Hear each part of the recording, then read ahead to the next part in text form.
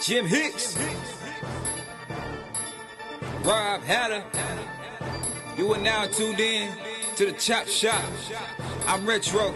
Let's get it. We in the Chop Shop. We live in the Chop Shop. We talking sports talk. We live in the Chop Shop. We in the Chop Shop. I'm talking sports talk. So turn your dials up. It's live in the Chop Shop. We in the Chop Shop. We live in the Chop Shop. We talking sports talk. We live in the Chop Shop. We in the Chop Shop. I'm talking sports talk. So turn your dials up. It's live in the Chop Shop. Yeah, it's lit in the Chop Shop. Turn your dials up in the drop top. They ain't based in debate, but they keep it facts straight. Going 30 for 30. Let's do a first take on Facebook Live from 12 to 2. Rob Hatter and Jim Hicks going back and forth like Claude Ray, Skip Bayless, and Stephen Smith. From on the court, off the court, straight to the field. Not a man that steals, but I made it steal. To the octagon where I fight to kill. We go face to face, then you write your will. I don't play tennis, but I bring the racket. I'm on the floor, I attack the basket. Put you in the casket when I'm overlapping. Never showing mercy, cause I'm always snapping. Never showing mercy when I'm in the arena. Step into the ring, you see me as I beat him. Step into the court, I'm never backing down. Killing competition, I'm smacking down. Let me get back to the other stuff at the Chop Shop, cause they cutting up. It's Retro coming to you live to the Chop Shop. Now let's turn it up. Yeah, we in the Chop Shop, man. Shout out to Jim Hicks and Rob Hatter. You can catch the Chop Shop live from 12 to 2 on Facebook Live. Let's get it. We in the Chop Shop. We live in the Chop Shop. We talking sports talk. We live in the Chop Shop. We in the Chop Shop. I'm talking sports talk. So turn your dials up. It's live in the Chop Shop. We in the Chop Shop. We live in the Chop Shop. We talking sports talk. We live in the Chop Shop. We in the Chop Shop. I'm talking sports talk. So turn your dials up. It's live in the Chop Shop.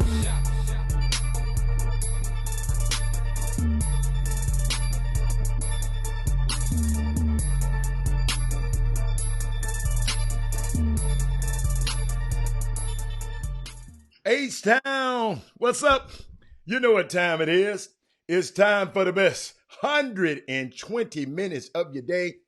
The Chop Shop, the nation's #1 urban sports talk show, and also your midday sports happy hour. Yours truly, Robert Hatter, alongside Jim Hicks, coming to you live from Houston, Texas, but we broadcasting all over the world. And we broadcasting on two unique platforms at the same time. YouTube Live and Facebook Live, man. It is Women Rock Wednesday. The two women that are on the feed already that I've seen Jimmy, Tyandra Holmes and Mindy Collins, and the rest of the ladies. I'll pencil y'all in a little later. But Jimmy, I wanted to share some about, I was thinking about it last night, really, right? And let me tell y'all something. I love this Chop Shop platform. And I'm gonna tell you why.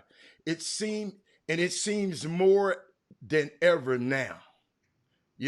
More than ever now as we grow, Jimmy, and we challenge each other.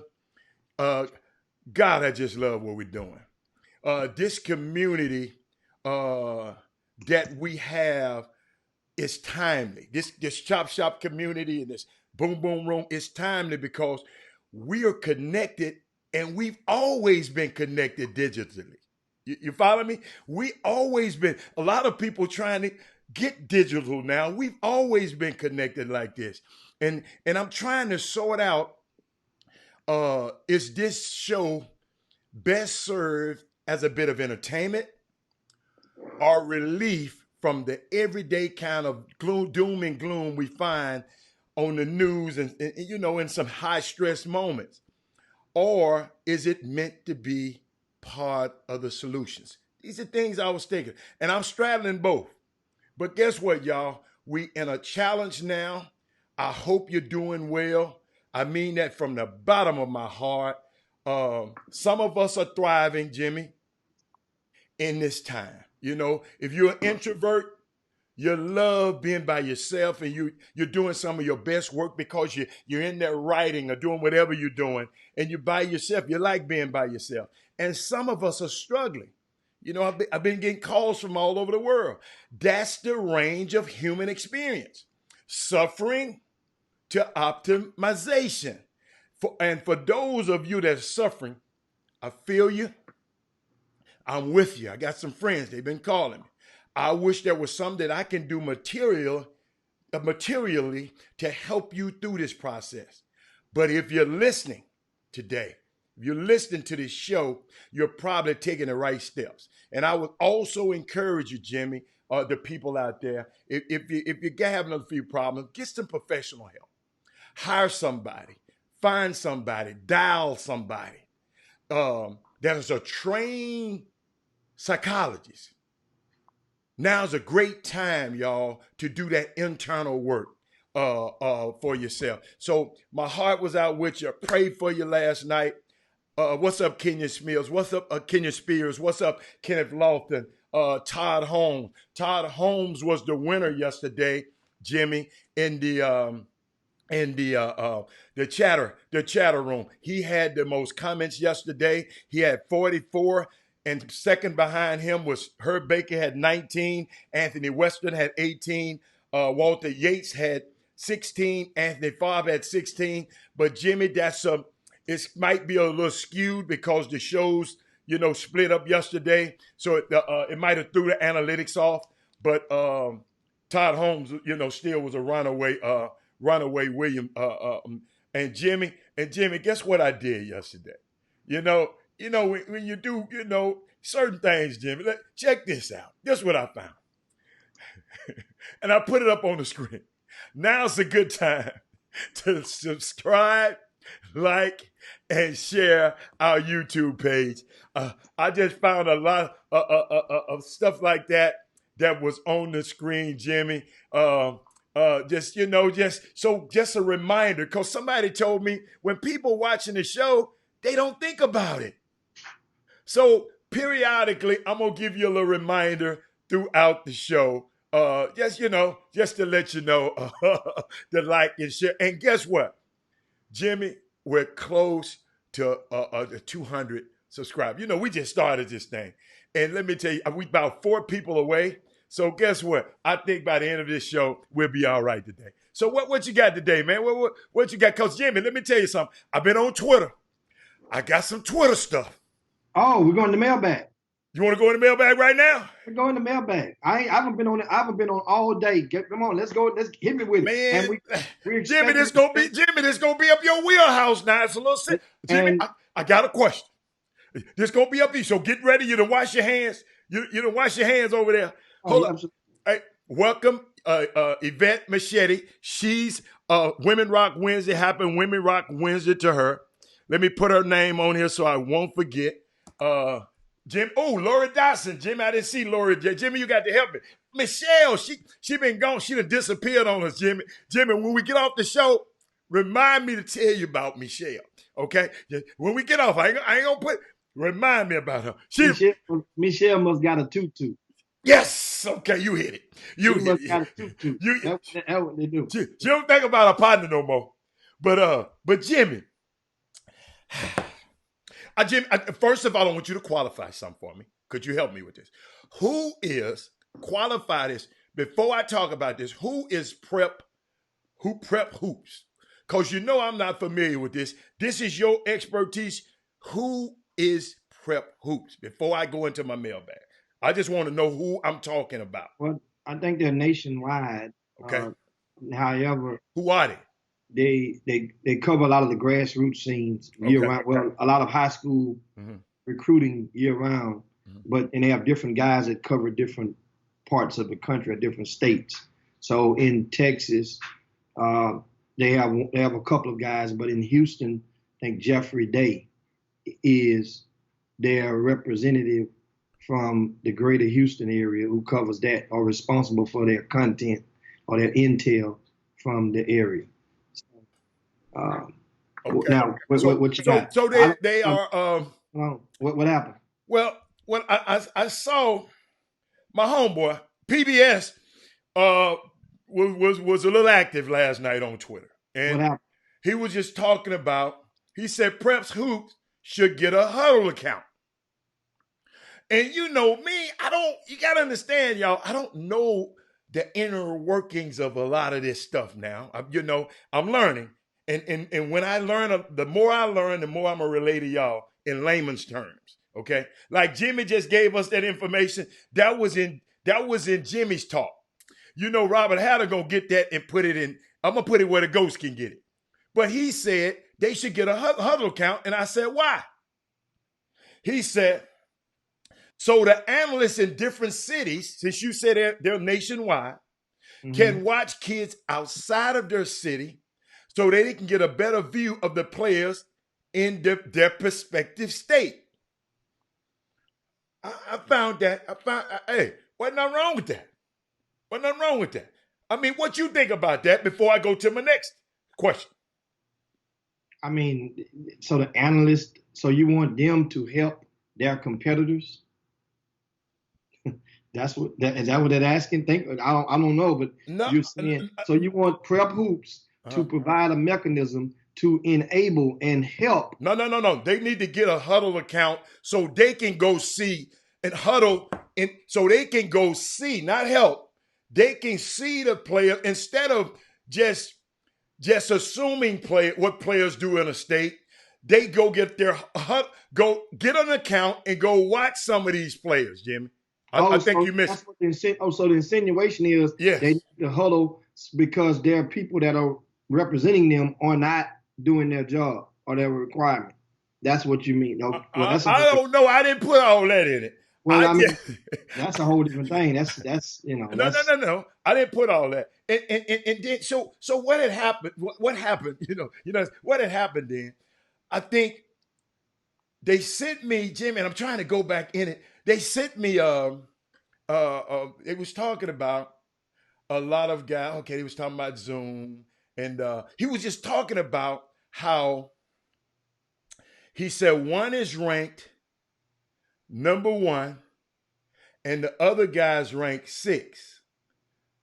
Okay, hold up. That is not the one. He said, okay, all right, okay, here we go. He was talking about, I remember, he made a point. He said, I remember people thinking Trae Young wouldn't be able to defend at the next level, wasn't athletic enough. Then he talked about Sexton, Duvall, and more. The bottom line is, Jimmy, they ranked, Keontae George 1 and Bryce Griggs 2. And I think Sloan had, I know Sloan had a big problem with it.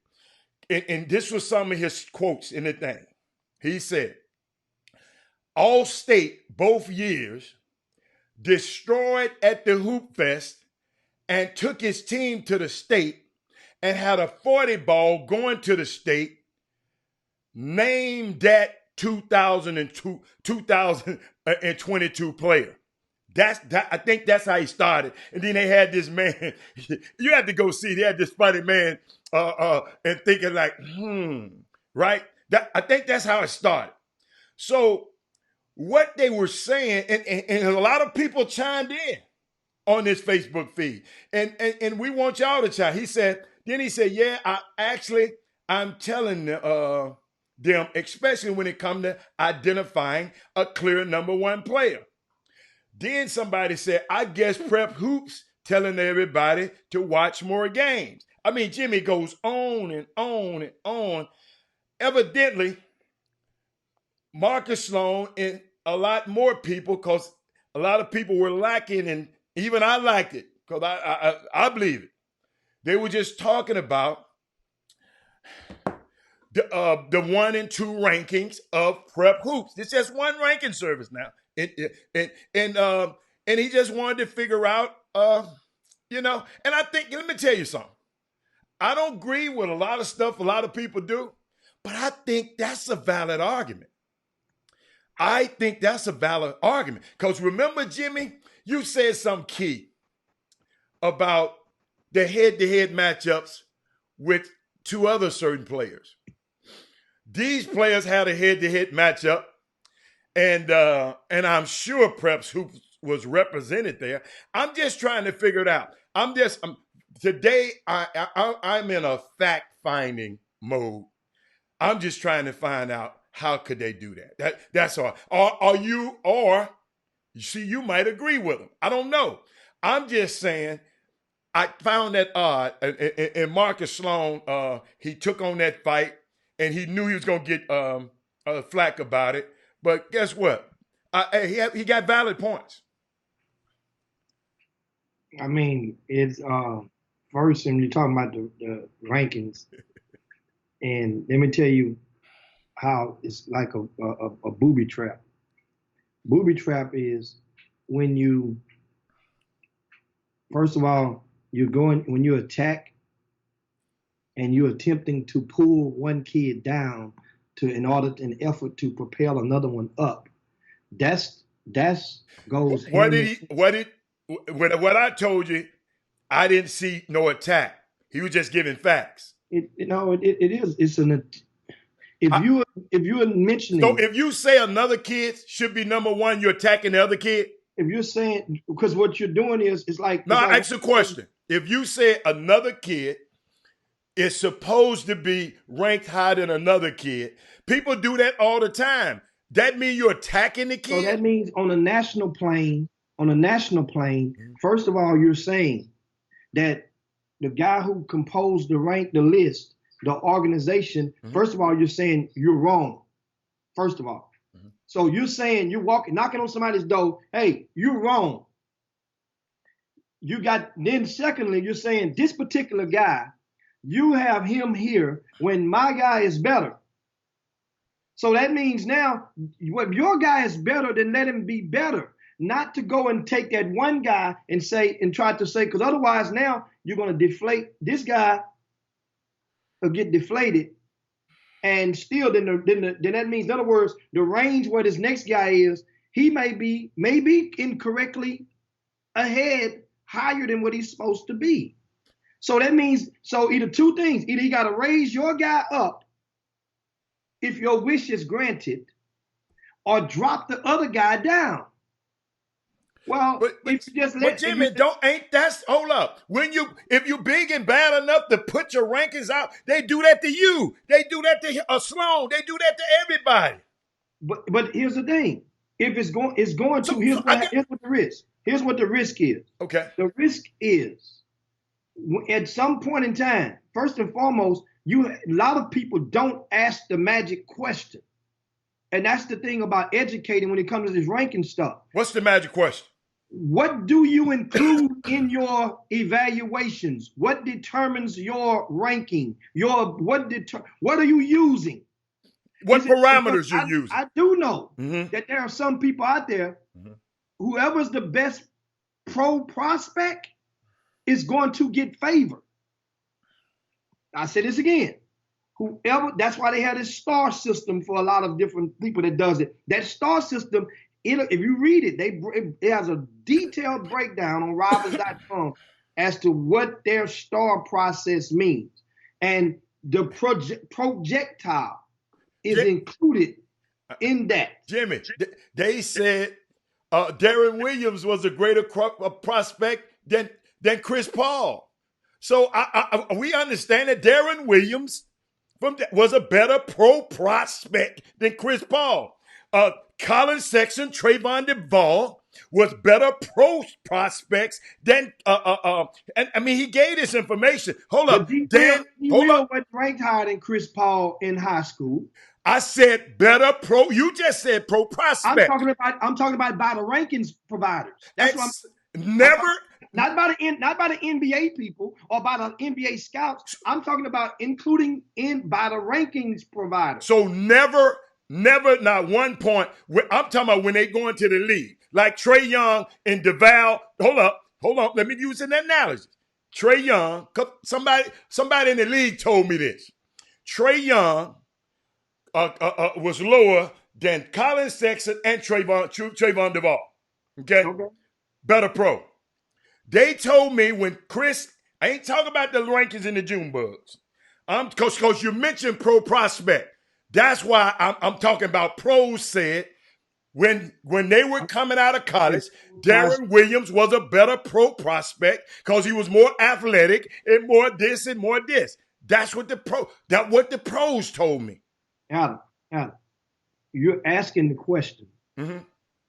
in an attempt to provide you the answers, you're coming right back and overlapping and saying what and giving an answer to your own question. No. So my thing, once again, I said the person who comprises the list, once again, I said, ask that person, what do they include?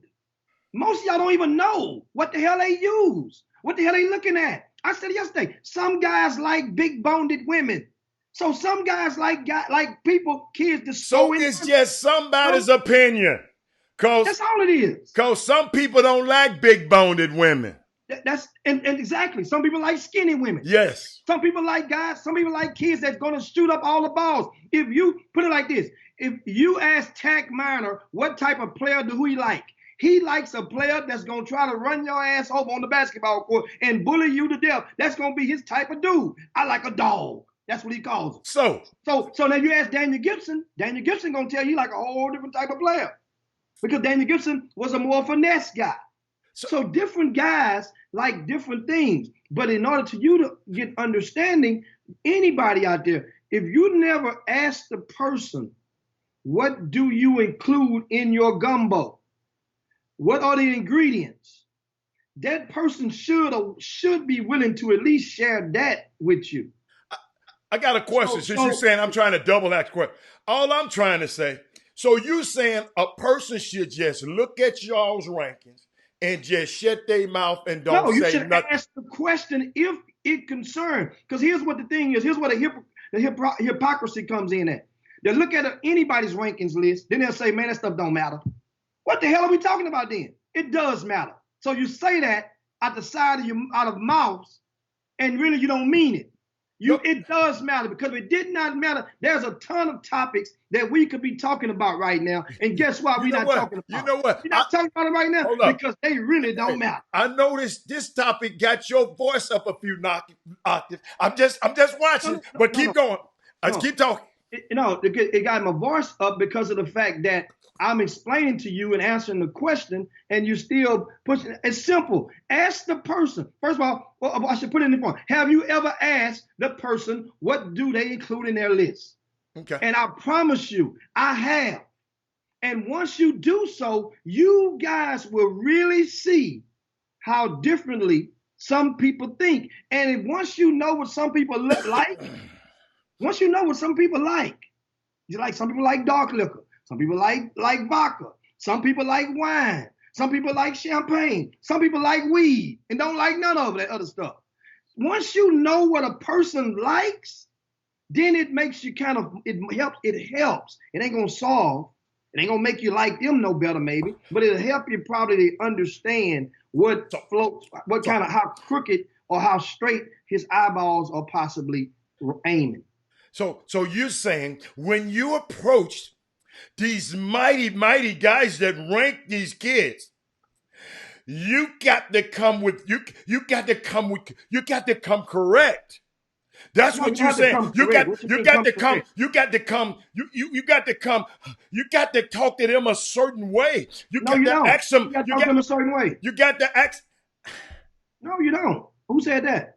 I mean, you just said you got to ask them. I said you need to ask. You ask and you find out the facts. What if they don't want to ask? They will. I'm telling you, they will. If a person asks them, they will tell you. No. You didn't hear me. I said, what if they say I ain't got to ask them nothing? He just hold on. He just got a different opinion than mine. That's all. And that's okay. Maybe not though. You never know. Maybe the opinion may not be that. Here's Jimmy Hicks. In this case, the guy's opinion is different from Sloan's. Cause Sloan writing this. I didn't write this. No, but you talking specifically about that. I'm talking about in general. Yeah. I'm talking about every people that watching right now that have questions, or you might just email the person and ask what goes in. Or if you see them and you ask them what goes into it. Most of those people, unless they're on the way to the restroom and they holding it and they got to go, they will let you know. That's the whole thing. Now you walk up to the person, hey man, you got so-and-so ranked too low, man. You won't see. You can't attack and expect them to be in full compliance if you're telling them that they're wrong. Jimmy, You from day one. Jimmy, wait a minute. Maybe you need to go back and look at the tweets. Oh, he didn't. I mean, I didn't feel he attacked. I just felt he gave facts.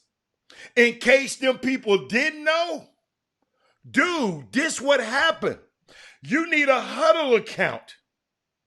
You should have a huddle account so you could have seen this yourself. That's what I thought he was doing. You took man. you went from 0 to 100 just because I didn't answer the way I came with another statement. Let me tell you something. This was my mail bag. I'm trying to get information from you, but I'm also gonna still ask questions. And you told, so you saying the best way to do that? Because I don't care. I'm not gonna ask him. Robert Hatt ain't gonna ask him. But if you saying if people are interesting in knowing how you ranked him, how Sloan ranked him, how Jeffrey Day, whoever do rankings, you should ask those people. This is what you telling our general public on here. Man, what was your criteria? So if you want to know, see, I'm not going to ask because I don't want to know. That's that man's ranking. He can rank whatever he wants. I just found it odd that a guy that does the same thing just brought up points. He wasn't attacking this guy. He just gave the guy something else to look at in case he didn't. That's an attack, man. That's an attack. Whenever I came just 2 years ago, Marcus Sloan had Josh Farmer number one on his rankings. You attacked him? You attacked him? Damn right I did. I attacked him. How'd you tell? Hold up. Wait a minute. You said that's not proper protocol. I didn't say it wasn't proper protocol. I just said I explained to you from an angle of a general public on how you can get understanding. So that was the thing. It's all right for you to attack Marcus, but the general public shouldn't attack nobody.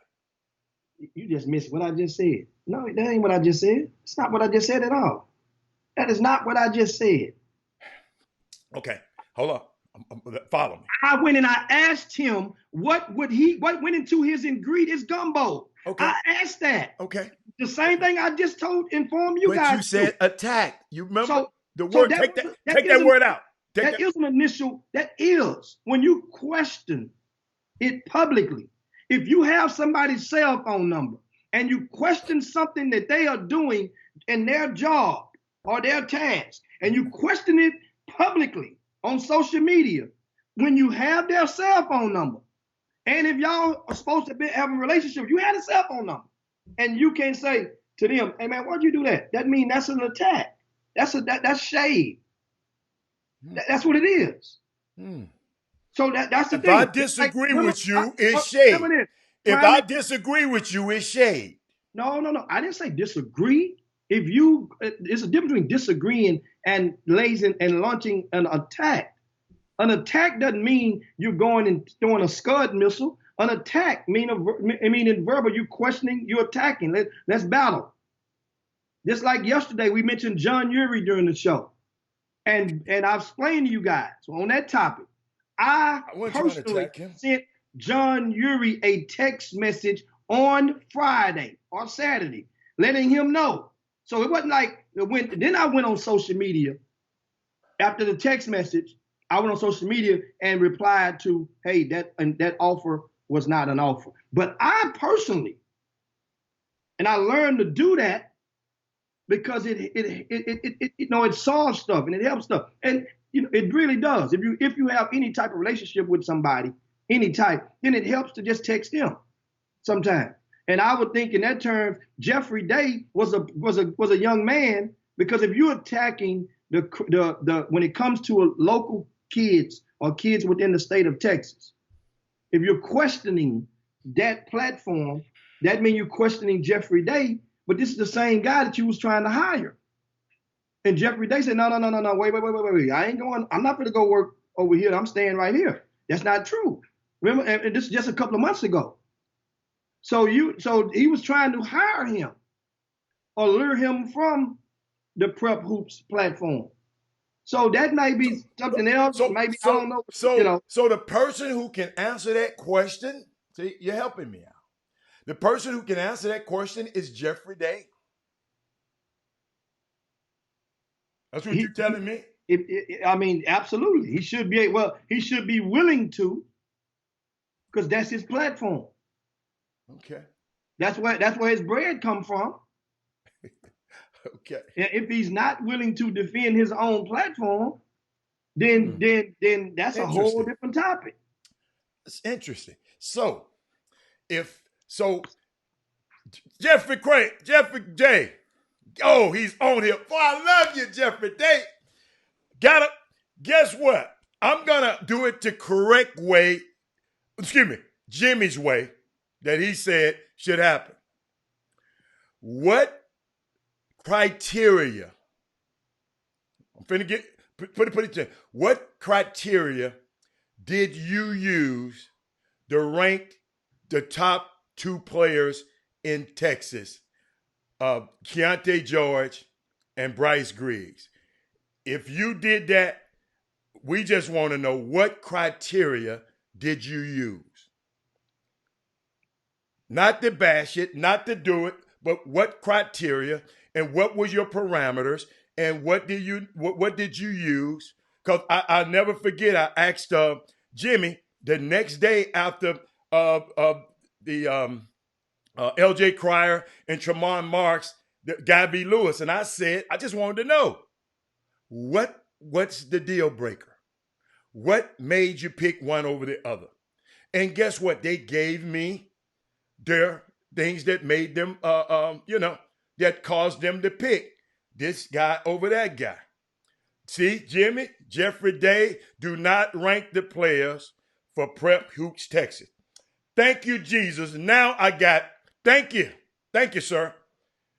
That's why I love this chop shop. See what happens? I love this chop shop. Ask the question. That's just why I just said this is the very reason.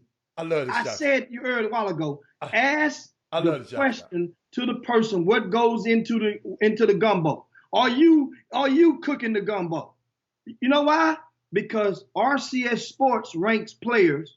Doug Jones ranks all of the underclassmen. And people go and they say, what they tell you, why Jimmy got my kid ranked so high, so low. Yeah. Why, see? Yeah. So that's why and what should I tell you to do? I say, tell all of them, invite them all to contact me personally and ask me personally so I can explain to them, because they might not get it right from you. They might not understand it, even though it says it right there on the website. Doug Jones does that. But then they won't. So now once they find out Doug Jones does the rankings for the underclassmen of RCS Sports and Greater Houston, know what happens then? They're not mad no more. So they really was looking for some great reason to be pissed off at Jim Hicks. But when you found out it was Doug Jones, it's like, oh. No, hey, people be mad at Doug a little bit now. They don't. No, it's not the same venom. Jimmy, you got Jimmy. Jimmy, you got built in. Jimmy, you got built in. Cause you got generation. It ain't them people weren't even born when I started doing this stuff. Them kids wasn't even born. So that's why I laugh at it, because I found a way to trick the system. And whenever a guy that didn't go through the normal rigors are in position to put a logarithm in place, a human physical logarithm with Doug Jones, the buffer, the bishop, the rook, the knight, the pawn on the chessboard, and you realize, damn, I thought this was. That's what a lot of people. Y'all funny. Y'all funny. Hey, Jimmy. Ask the question. You said so we wouldn't have. So it's not Jeffrey Day. So the next question is who is the question is for Jeffrey Day? Who does the list for Texas? Then if you don't, then who does? Because that means if you work for that platform. That's like if you asking me who does the rankings for the 10th graders in Greater Houston. I ain't gonna say stop and say, well, man, I don't do that.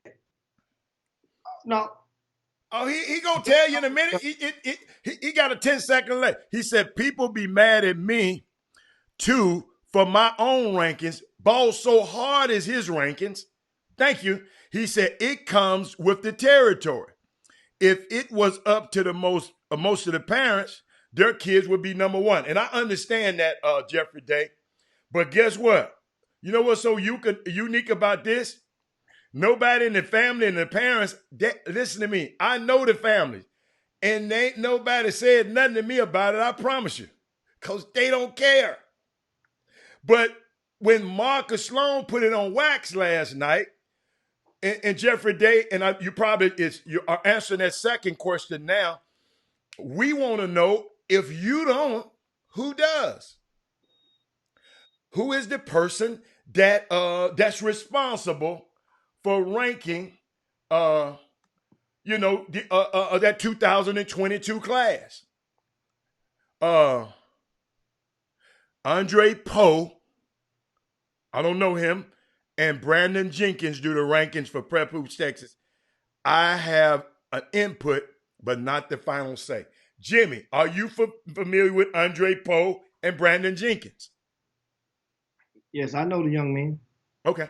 Well, that's who did it.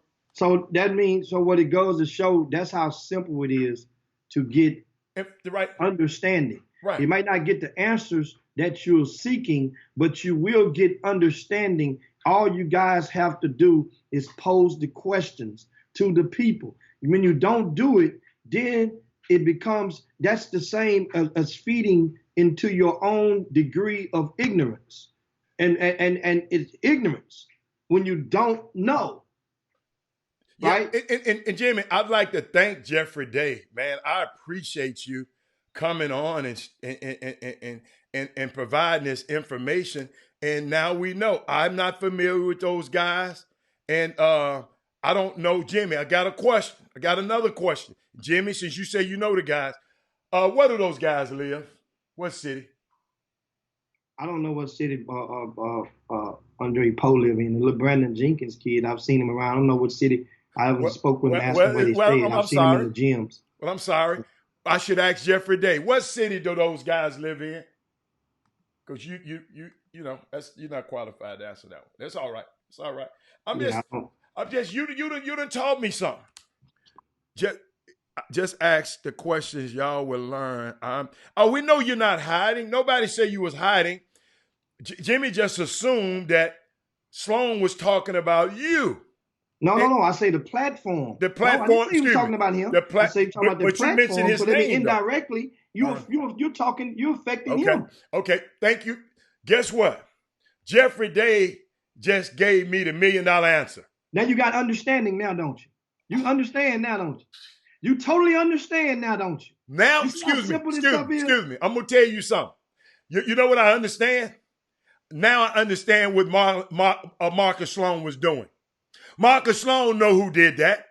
Marcus Sloan knew those guys. I bet you he went to TCU. He know who those guys are. That tweet was to those guys. So yes, that's what I found. Now I understand. So understand something. As a result, here's the thing. What you do, it's like you only get one first time to shoot your bullet, right? And in the business, whenever there's a public and it's a public attack, here's what happens. Just like I mentioned you a while ago, the time when Marcus Sloan had put Josh Foreman as number one, right? And I went and I talked to him. I said, that's crazy. So then guess what happened? Guess what happened? You think Marcus Sloan went and removed him from number one because I said he the best? You know what happened? Right. He tried to hold on as long as he could until there was absolutely no way that he could have helped him at number one. I got a question. Where is Josh Foreman? Where is he ranked at? Number what?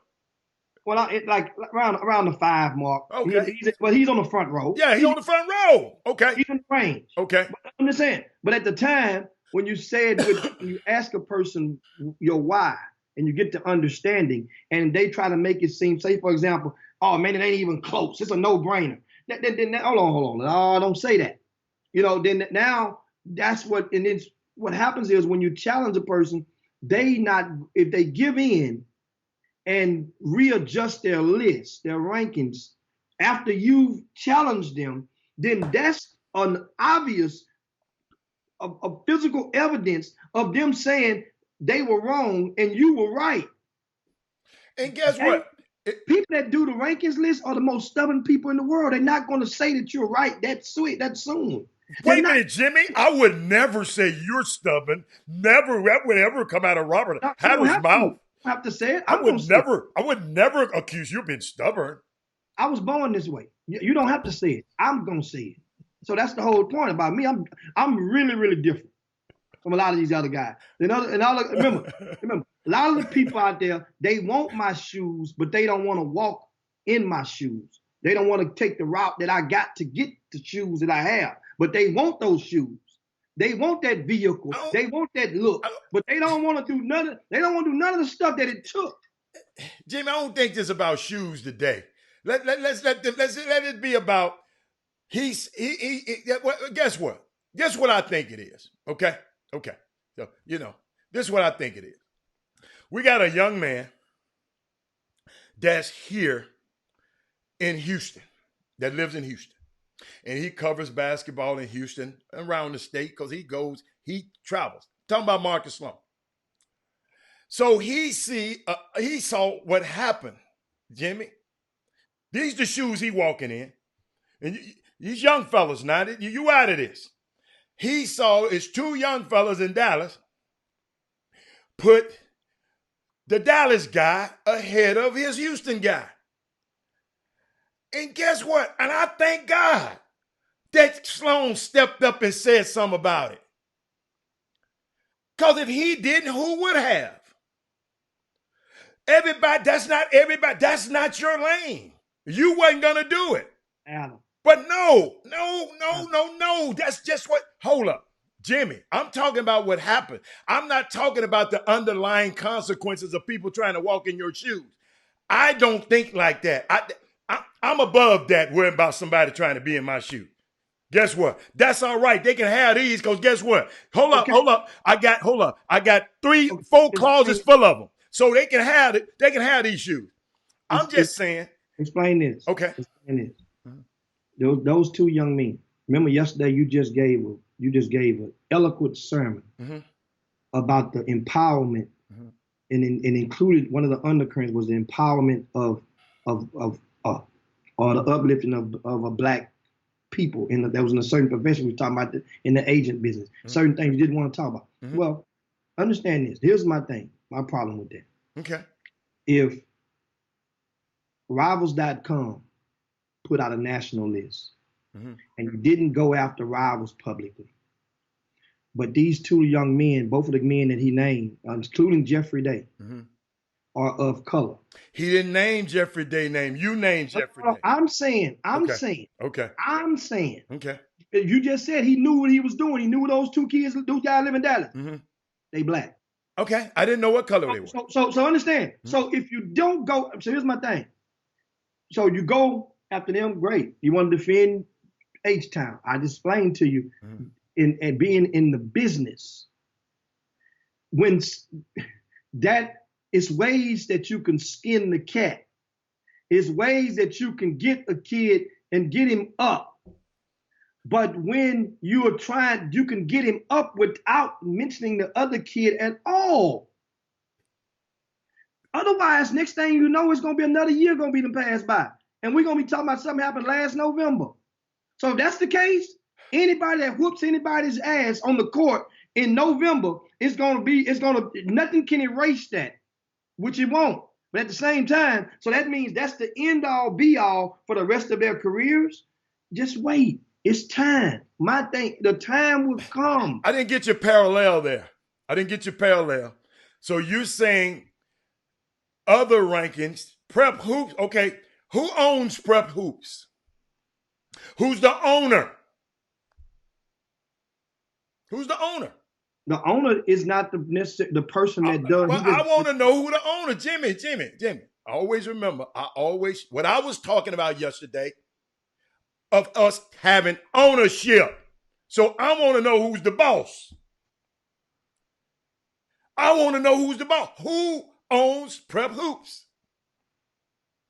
Nick Carroll. So I don't think he was pointing the finger at at the kids as much. He was that prep hoop. Think about it. Like you said, hold on, you said something so eloquent. When people say something about, I remember I said something about Doug. Doug worked for you. You had a problem. So, cause you who are the what? Owner. And I understood that. So now, you talking about Sloan is going against two. Hold on. Let's find out who them brothers working for. Because I always remember Robert Hatter said this yesterday too. So don't take one part of my talking and don't. I say everybody your color ain't your kind. Let's repeat that, and I want to ingrain that in your head. Everybody, your color ain't your kind. Clarence Thomas ain't thinking about us. Okay? What's the guy the doctor, the HUD guy? He ain't thinking about us. Look just like you, but he ain't thinking about us. So everybody, your color ain't your kind. I'm smart enough to understand that. But I'm just trying to figure out, I don't think he was going at the kids per se. He was going at the decision that they made. And maybe he know.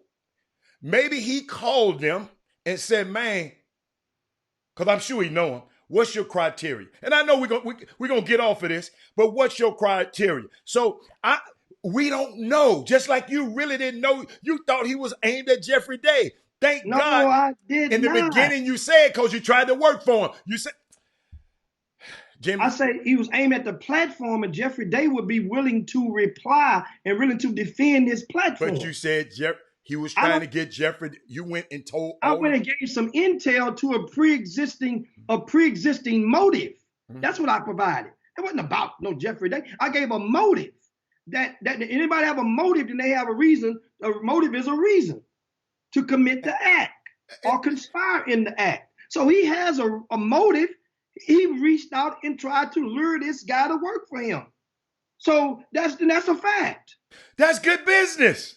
Okay, so I'm not talking about whether it's good or bad, but I'm telling you that's intel to give understanding. So that means now I come and I attempt to discredit your platform, with whom you work for. Then that means now it'll throw indoor fog in the room and smoke you out. Okay. Maybe not. What? But then that's could you look up Nick Carroll for me? If you know, because you don't even know the guy. Nick Carroll, I got to write that name down. I want to know who Nick Carroll is. I'm serious. Nick, nothing against you, baby. I just want to know who you are. I just want to know who's out there. I done wrote it down. Okay, I'm good. Hey, you taught me a very valuable lesson today. I'm good. Yeah. I hope everybody's good. Rankings do not matter. Yes, they do, Manza. Let me tell you something. To all you people who say the rankings don't matter, listen to me. I don't rank nobody. But guess what? When I start looking, you got to hear me on this one, Manza. When I start looking at some of the resumes of some of these college coaches, and guess what? They said? He was responsible for getting this player here. He's ranked so-and-so by so-and-so. He ranked so-and-so by so-and-so. He played with the Houston Hoops. He played with this. He played with the... Let me tell you something, Manza. I used to say that when I didn't know what the hell I was talking about. Rankings does matter. Somebody told me the other day, Jimmy gave me a good lesson the other day. Dude, if the dude is ranked number 2 in Houston, Texas, of course certain universities gonna call him. Manza, let me repeat that. This come from the basketball guru himself.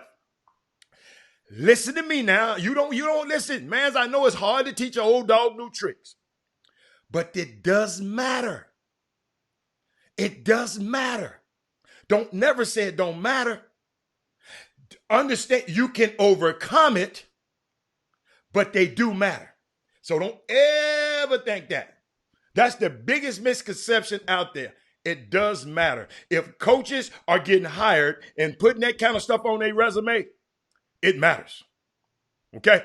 It matters. Thank you, Jeremy Cunningham, Jeffrey Day. They do matter, y'all. Go on, Jimmy. I'm sorry. No, going on. No, but they do matter. It matters to these kids. Ask your kid. Now, hold up.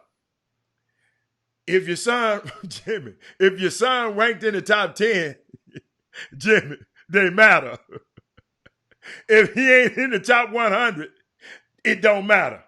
Yes, it does matter, man. I'm telling you, my son was ranked real low at first. And Jimmy, I said, Jimmy, what do you need to do? Guess what Jimmy told him? He need to win. So guess what? When he won and came up, let me tell you something. When these coaches around the country was calling for him, guess what they said? Oh, he's ranked number 10 in Houston, Texas. I got to know who this kid is. So yes, I promise you, it does matter. So Jimmy, that's your expertise, man. And that's the thing. A lot of people, if one thing that we understand today that you get, and that was the first thing, the initial response to the question. Wow. And I explain you guys, all you got to do is ask the magic questions.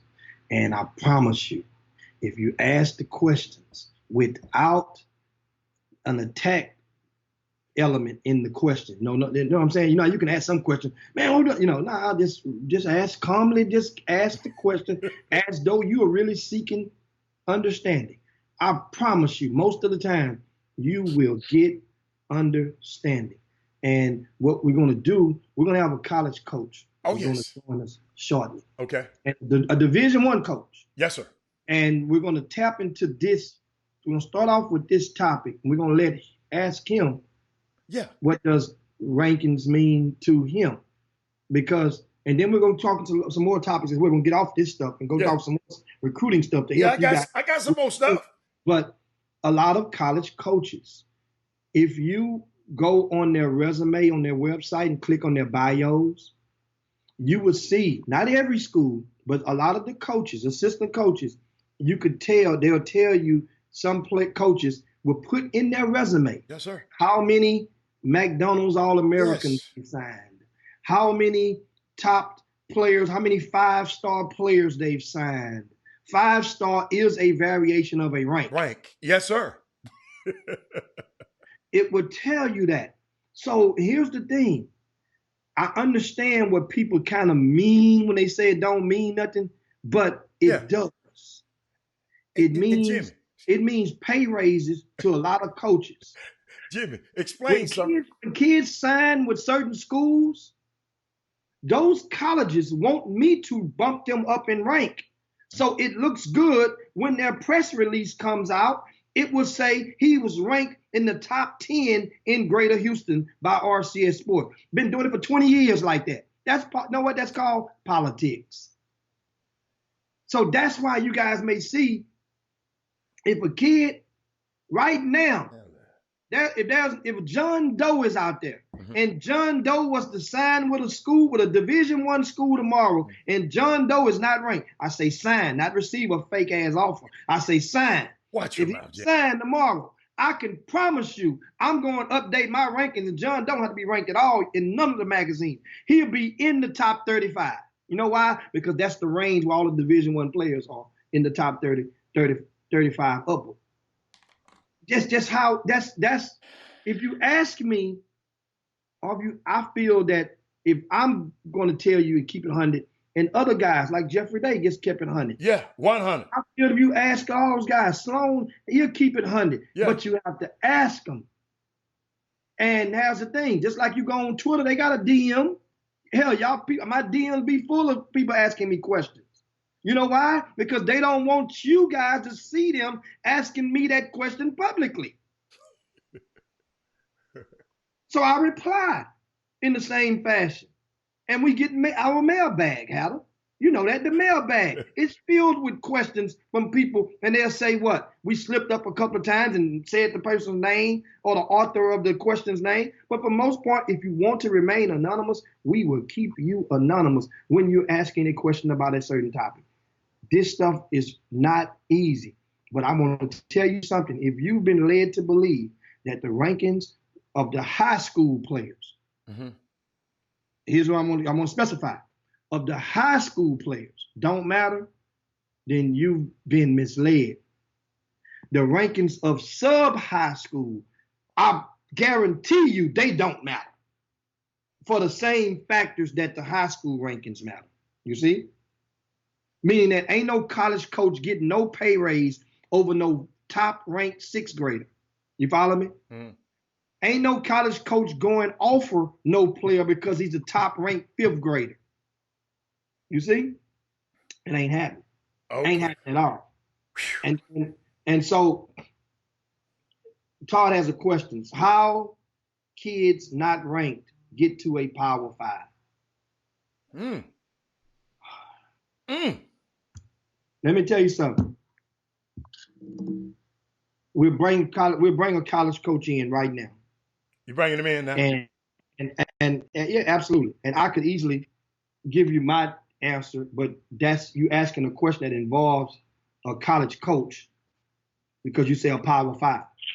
And this would be the perfect question to break the ice with our college coach we have right now, the assistant coach from Morgan State, Brian Merritt, is live with us on the Chop Shop right now. What's going on, B. Merritt? What's up, B? How you guys doing?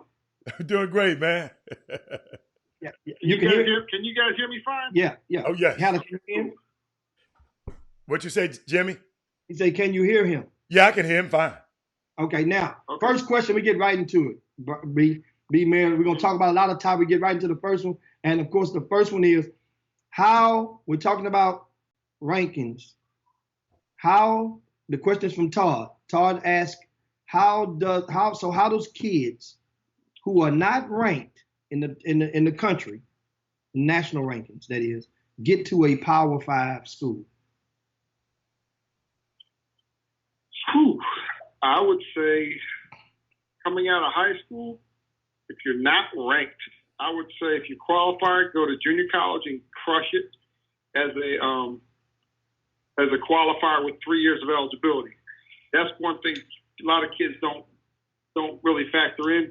When you're a good player and you're a qualifier with 3 years of eligibility, you are in a much smaller group of kids that are recruited. There's 1,000 kids, 2,000 kids, quote unquote, prepping or doing a fifth year.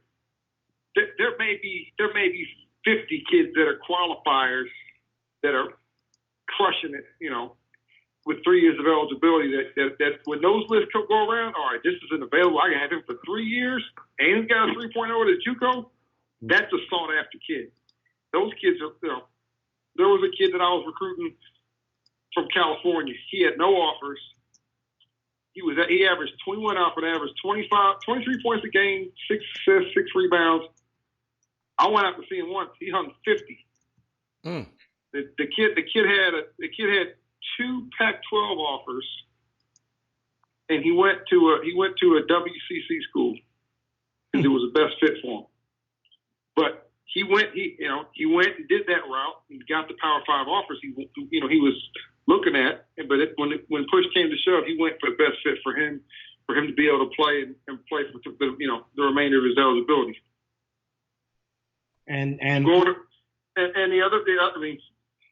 to prep school, and you just gotta play. You gotta play in front of the right eyes. I mean, there's a lot of camps out there that have real media versus Twitter media. There's a lot of those guys out there that got Twitter handles with 8 followers, but they get on the internet and they follow all the damn kids. The kids follow them back, and now they got a freaking voice. Fucking clowns. Excuse my language. You can say that. That's what I'm talking about. Now, he fired up right now. Now, speak while we're on the topic of rankings, real quick. What does rankings mean, or how would you define it? Because the question was earlier. I think a couple of the viewers in the Boomer Room, one or two of them said rankings don't matter. Then we're tempted to explain, but that's from a different angle. From your perch as a college coach, on a national plane, what does rankings mean? It's a whole bunch of different angles on that. Like you mentioned earlier when you were talking about the coaches want to call and get their kid boasted up so when he signed it look good for them. Well, the problem is too those coaches also if you can't coach them and you can't get him better. What is a top 100 player going to a mid-major and he don't make all rookie? What the hell does that do? That just proves you can't coach. Right. You know what I'm saying? Like if you really don't, if you want the players to, at the end of the day, it's about winning games in the NCAA tournament. That's the only thing that matters. If you can't do that, all that stuff is semantics. Mm. If you can't get players and you can't win games in the NCAA tournament, you're gonna be looking for a job later, and then you're gonna want to use that resume. Well, I got this kid, that kid, and this kid. All right, well, none of them dudes were all league, and y'all won 10 games your third, fourth year, and your head coach got fired. But a lot of times, like for myself right now, I'm looking at kids. I will look at rankings. I want to see where those kids. Because the problem is, it's a barometer to what you're about to dive into. A lot of times the kids think they're that good when they're ranked there, and you definitely know their parents think they're that good or better. So if there's a kid that's ranked 250, ranked 150, you know what? I'm not gonna mess with him in the fall. Because I know he's not that good. I'm gonna let his recruitment hang.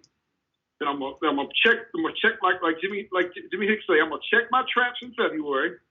When I find out he ain't got jack, then I'm gonna start calling and texting, feeling the things out, and then swoop in there at the end and get a player who's better than my league, who's got a chip on his shoulder because he didn't get recruited to the level he thought he should have, and he gonna come in there like gangbusters, ready to compete. And so, I mean, and we have, thank you guys. You guys have questions from Coach Merritt live on the Chop Shop right now. Brian Merritt, he's assistant coach at Morgan State right now. And we're gonna groove through and we're gonna try to get all of your questions in. When Keith has one he says, how has the transfer portal affected HBCU basketball according to their high school rankings?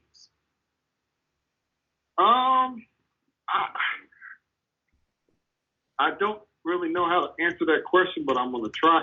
In terms of the transfer, like the problem is everybody right now, everybody's recruiting the transfer portal. So right now you got your JUCO kids who've been crushing it all year.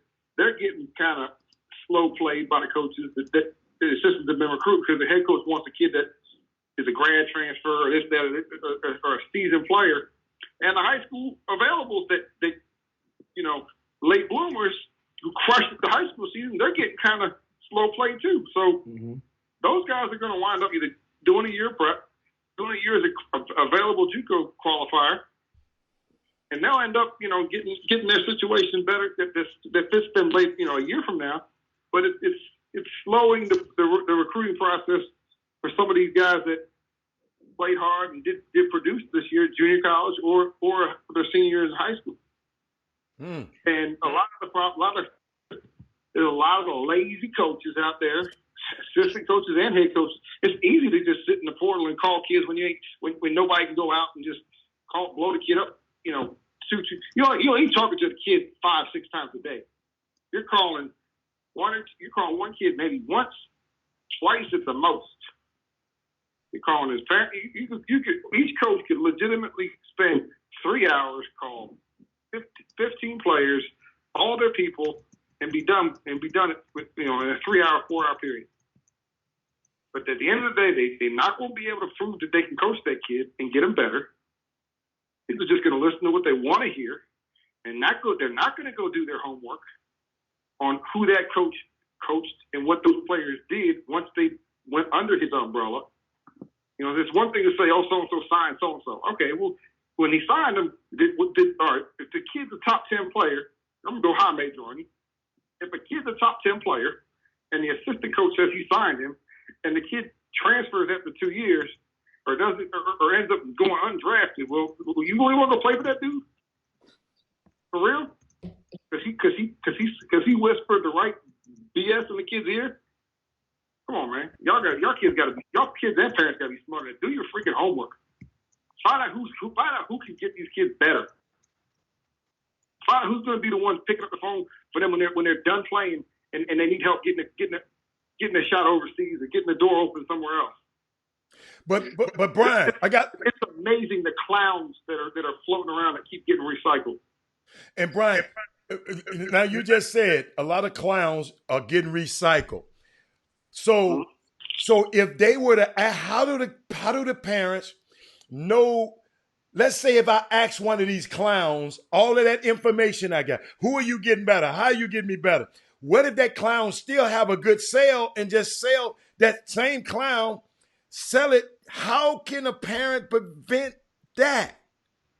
You know what? Then you gotta go ask people like yourself, like Jim. Okay. Hey, can you get me in touch with so-and-so player who played for X coach 10 years ago? Gotcha. Can you give me his number?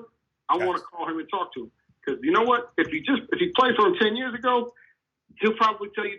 He'll either tell you the brutally, he'll tell you the truth, and it's gonna be good, bad, or ugly. Yeah, and half these guys don't. Once their eligibility is up, they're not picking up the phone to check on these jokers. They're not calling to help you, get an interview or doing a follow up on somebody who they used as a reference. Let's go.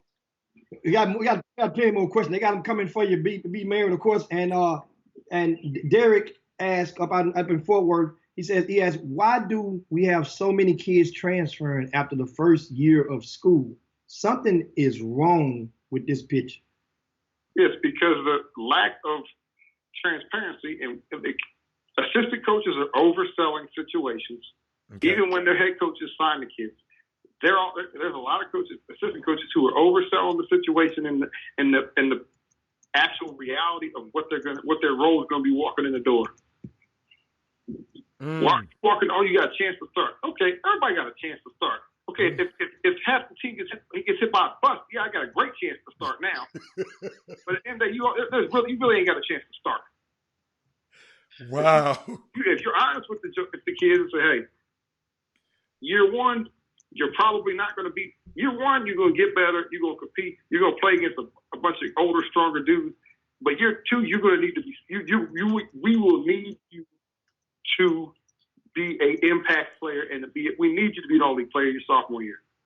That conversation isn't had enough. Too many of these kids are being told, you're gonna have a chance to start, and then when they realize they're not that good, then they transfer and leave.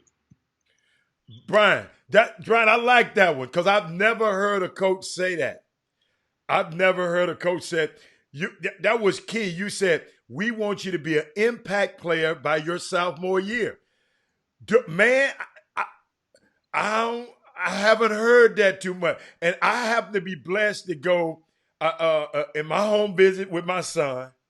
Now that coach told him that, and but I was in two more home visits with a young man, and not one time was that brought up. Not one time. Each of those people told this kid he had a chance to play immediately. So it's a unique dynamic, man. And it's just funny that you said that. But the truth shall set you free.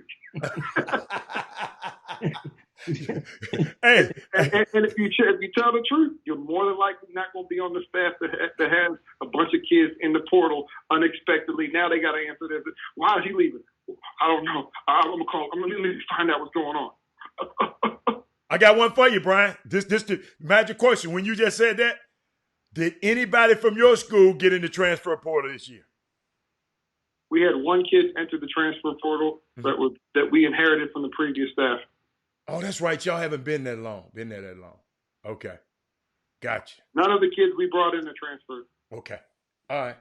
Yeah. That's the other thing you want when you look at that. All right. Mm-hmm. How many kids have been recruited by ex-coach and then left that coach?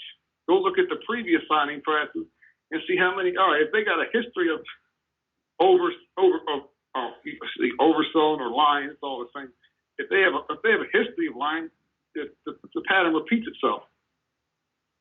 So you can do your homework and be like, all right, this kid went there as a top 50 player and he transferred after a year.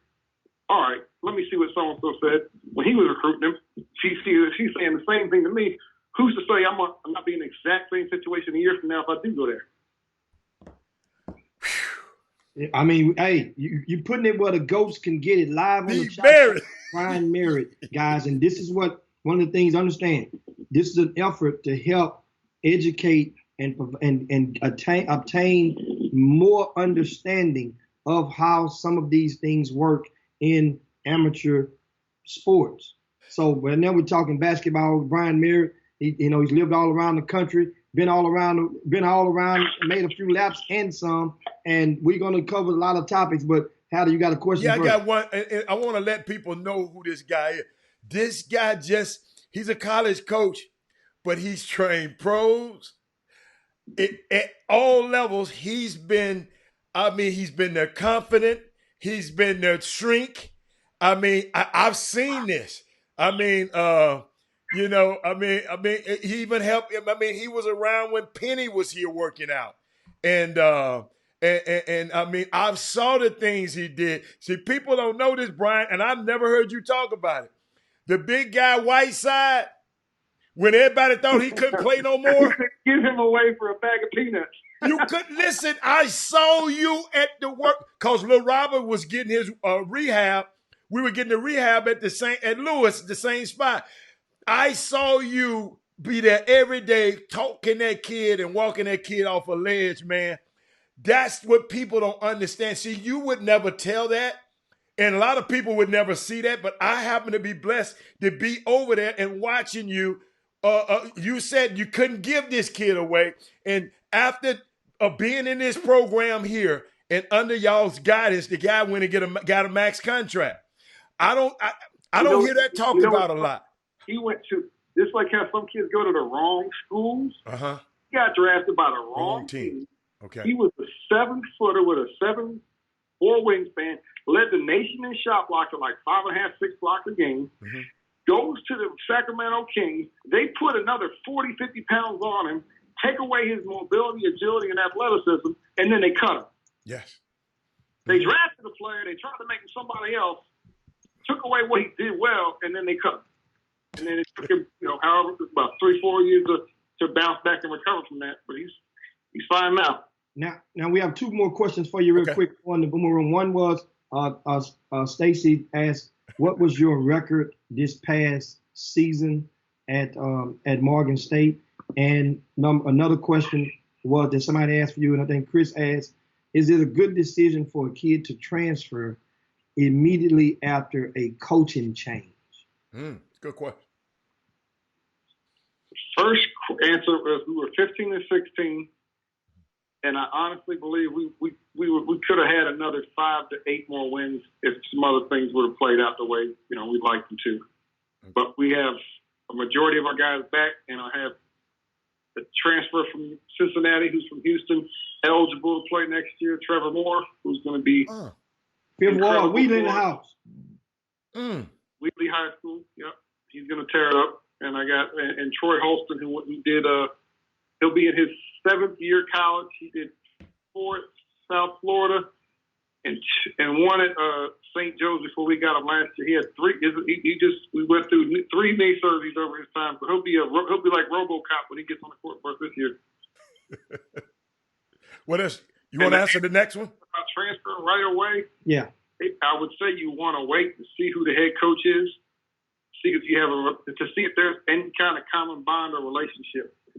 For example, if there was a coaching change at a school in Houston and you're a local kid or whatnot, and somebody gets the job and it's somebody that Coach Uncle Luke don't know or can't vouch for or whatnot, or Jimmy Hicks or somebody that and they don't know the guy or anybody on his staff, they can't. Then you may want to you may want to look at your options. But you want to do your homework before you jump in that portal, because like I was telling Jimmy earlier, there was about 150, 200 kids in the portal last year that didn't find a home. Yes. Brian, where are they now? Let's say that again so we can clarify this. Mm-hmm. You're saying in last year's Division I transfer portal for men's basketball, there were how many kids that not only did not make it to another Division I, but you're saying how many that did not get a college I know exactly at all. Where they all. I haven't gotten for that. But when they last July or August, when I heard back on it, there was about 150 kids that had no home. I heard that too. Wow. So what do you think this year? You think it's going to be in the same range? It will be in the same range or higher. And I got a question though, Brian. What's recourse for those kids? Where do they go? That 150, because it's another. You just said another 150 gonna come and replace them. It depends on where they're at. In their clock and their eligibility. If they're a freshman or sophomore, they could likely do a year JUCO somewhere. Oh, okay. If they're a junior, if they're upper, most of them are freshmen, sophomores. Very few juniors anybody's gonna, unless it's a junior with an injury. Very few juniors are gonna get a chance to go somewhere with 1 year of eligibility unless they're a really special player. Unbelievable. Wow. NAIAs, Division twos, So now, of course, or just jumping in the workforce altogether. Okay. Now, of course, Brian, we got, speaking of transfers in the portal, a lot of kids I've heard that are under the impression that the NCAA is soon to grant the players one-time transfer without the penalty of sitting out. Now, with everything that has happened now, that with the COVID-19 and in society, what are you hearing about that rule? And tell us what your thoughts is about that. There's two things on that rule that I'm kind of privy to. One is, I don't know it officially to be exact, but I have solid information that tells me it's not going to go into effect till 2021-22 season. Therefore, this year's kids who come, it's going to be the same run. Either going to need a runoff rule waiver or you're going to have to sit out. And on the flip side of that, if and when that immediate transfer rule is put in place, it ain't just going to be a free-for-all wild, wild west. You're going to have it, there's going to be a GPA attached to it to be able to play right away. You're not just going to transfer from somewhere with a 1.75 and go somewhere else to play right away. You know what I'm saying? And I don't know what the number is going to be, but it's going to be attached to us. And I think that's a good thing. Crazy GPA, maybe a 2.5, 2.6. I don't know for sure, but there will be some kind of a GPA attached to it. I'm almost positive. And the reason is limit the, And the reason a GPA would be attached to it, the reason is the kids leaving don't leave that school that they left in an APR.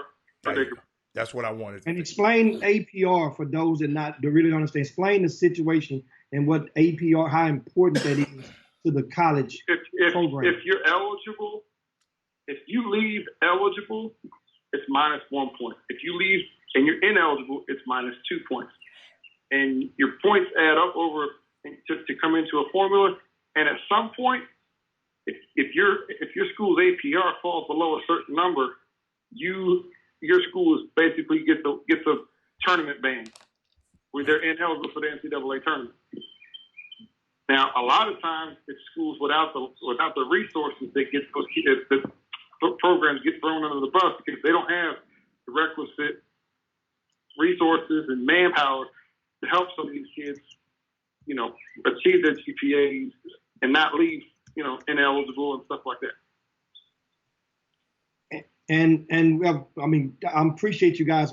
They're flooding the timeline with questions for Coach Merritt. Coach Jeremy asked, in regards to the transfer portal, do the unsigned kids from the year before remain in the portal, or is it a new list refreshed each year? I don't know. I haven't even dove into that thing. Jimmy, I would imagine. So I just work my network, and my guys call me with their guys who are leaving, and I just work on that because I don't want to. Jimmy, I don't like starting from scratch. I got a question of Jimmy. Jimmy, for you and Brian, would you want a kid that's been out for 2 years? The guy that you think about it, that guy that transfer, he gonna be out of college for 2 years. Would you want that guy? No. Why not? I would rather if he left wherever he was at, I would want if he was out for a year, I would want to see him go somewhere and what's the word I'm looking for? Recreate his value and what he could, what I could show you could do for my boss. Right. How you gonna bring a kid to your boss who didn't play last year and couldn't play where he was at before and he transferred? And So Brian, whatever he didn't play, whether if he's behind a dude or like an all conference player, if he didn't play, he transferred. Nobody else saw the value. Why should I now all of a sudden see there's value when he did nothing for a whole year and now I'm going to take a chance on him? No. And go reboot the computer. Put some stats up to show you can play. And Brian, I would also like to say we would be remiss. We got to tell you got to tell our people in Orange, who is your head coach? We've been talking about you. Who is your head coach? Who is your boss? Kevin Broden, the salt of the earth. He was a longtime assistant at Georgetown University. Yes. He was the head coach at Binghamton when they got it rolling back in 2009, 2010. He was at Maryland the last 2 years before he took the job here back in the spring. And I got a closer. He's coached pros at the high major level. He's got 15, 16 NBA players that he's recruited and coached, and those kids still come back around. He used to play. And he's very, very good friends with the longtime Houston Rocket, Othello Harrington. Othello came by to our team back in February. So he played at Georgetown? That's where he played at Georgetown?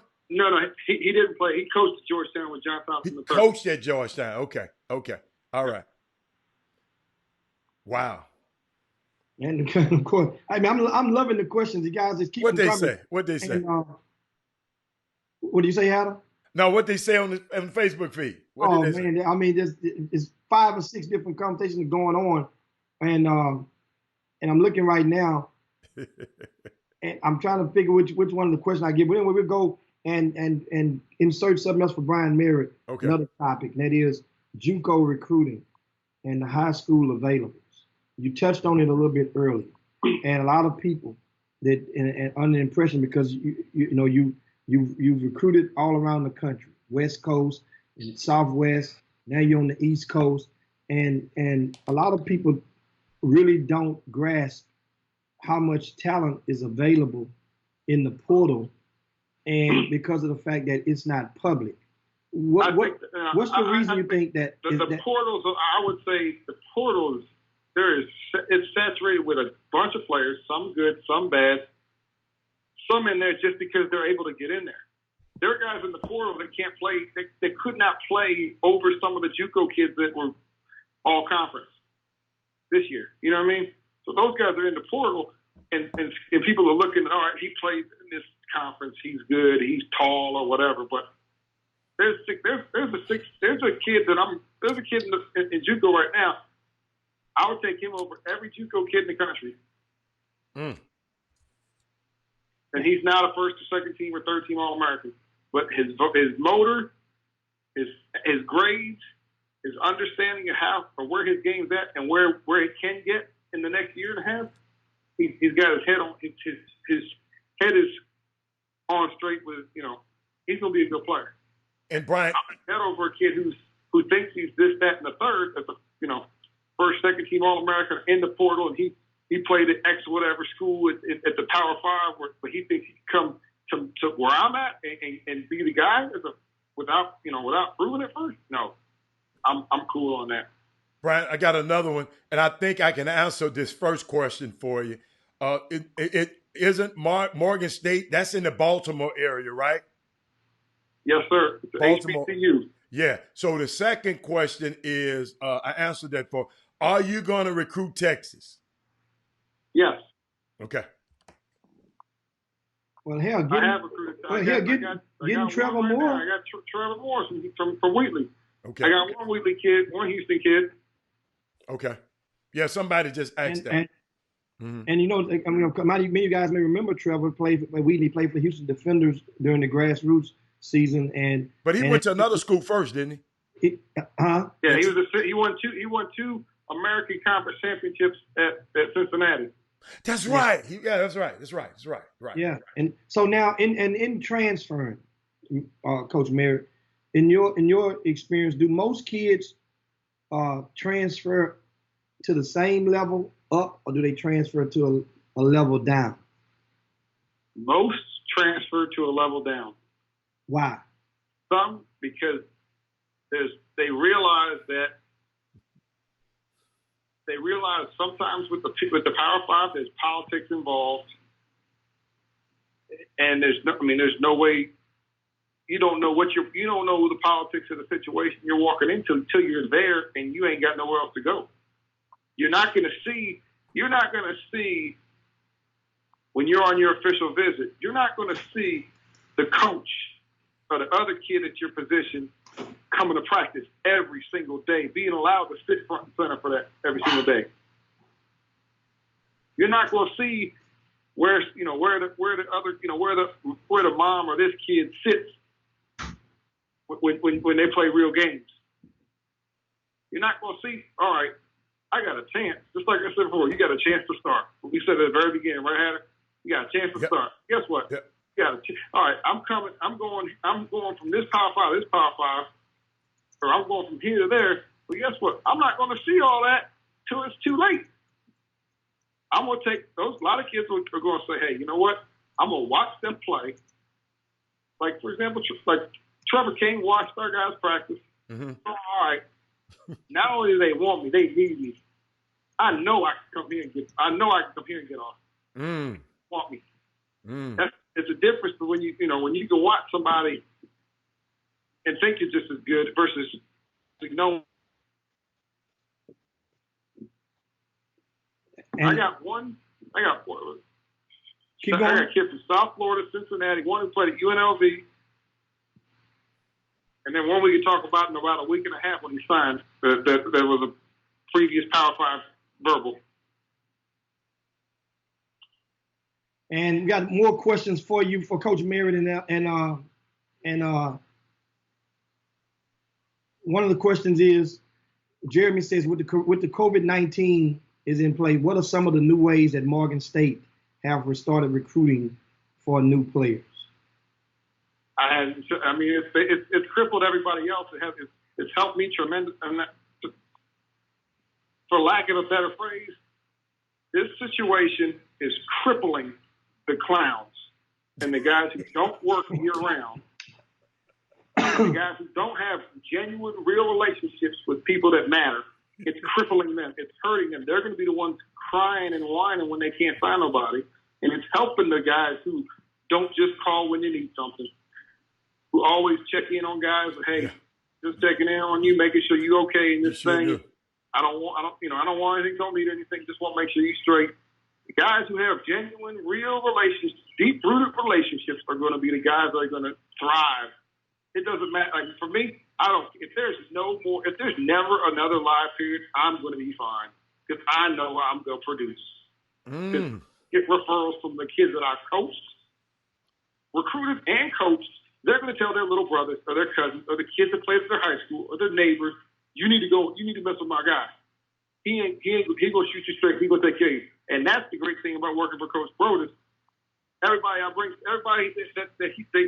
heard his name, they know somebody they coached. They know somebody he coached. Yeah. So they can go check with that guy. And the kids, Bruno Fernando, he checked on Coach all the time. He was a draft pick last year. Played for the Hawks.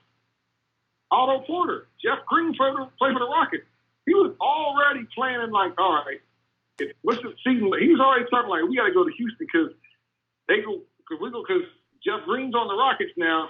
We're gonna try and get that Lakers Houston second round. Right. Like, hey, I'm cool. That's good. I got another question for you. Hit him with it. Michael Jordan asks you, Coach. Please, Coach Merritt, what do the coaches look for when they recruiting bigs? Primary ball handlers tend to draw most of the attention. What can bigs do to help their recruiting stop? Offensive rebound. Mm. Offensive rebounding and talking on defense can draw positive attention for your bigs. If a big's calling everything out, all right, if you're not in the play, that doesn't mean you can't. Like, for example, if I'm on the weak side and the ball screen is being set on the other side, if I'm calling that ball screen up, I don't need to be my man doesn't need to be the one setting the ball screen. I can be the one telling everybody, yo, we got to be in help side, help line, get where you're supposed to. If you're constantly talking on defense, your value shoots through the roof. But most kids today, you can't text the damn call on the screen out. You gotta open your freaking mouth and communicate with people. Right. Offensive rebound is the most telling pursuit of the basketball. If you go after the ball on offense, you're going to go after the ball on defense. If you look at the offensive guys who offensive rebound, those guys, they rebound well, and that translates up level to level to level. Wow, man, it's good. Hey, good nuggets, and of course we have another one. And Anthony asks, do you take the word from scouting services? From recruiting services who are paid by the parents for exposure? I have to know who they are. And my point is this: it would depend on who it is. I would say in most cases not, but then there are some cases it all depends on the relationship. Like, for example, I know somebody that I trust. If I was in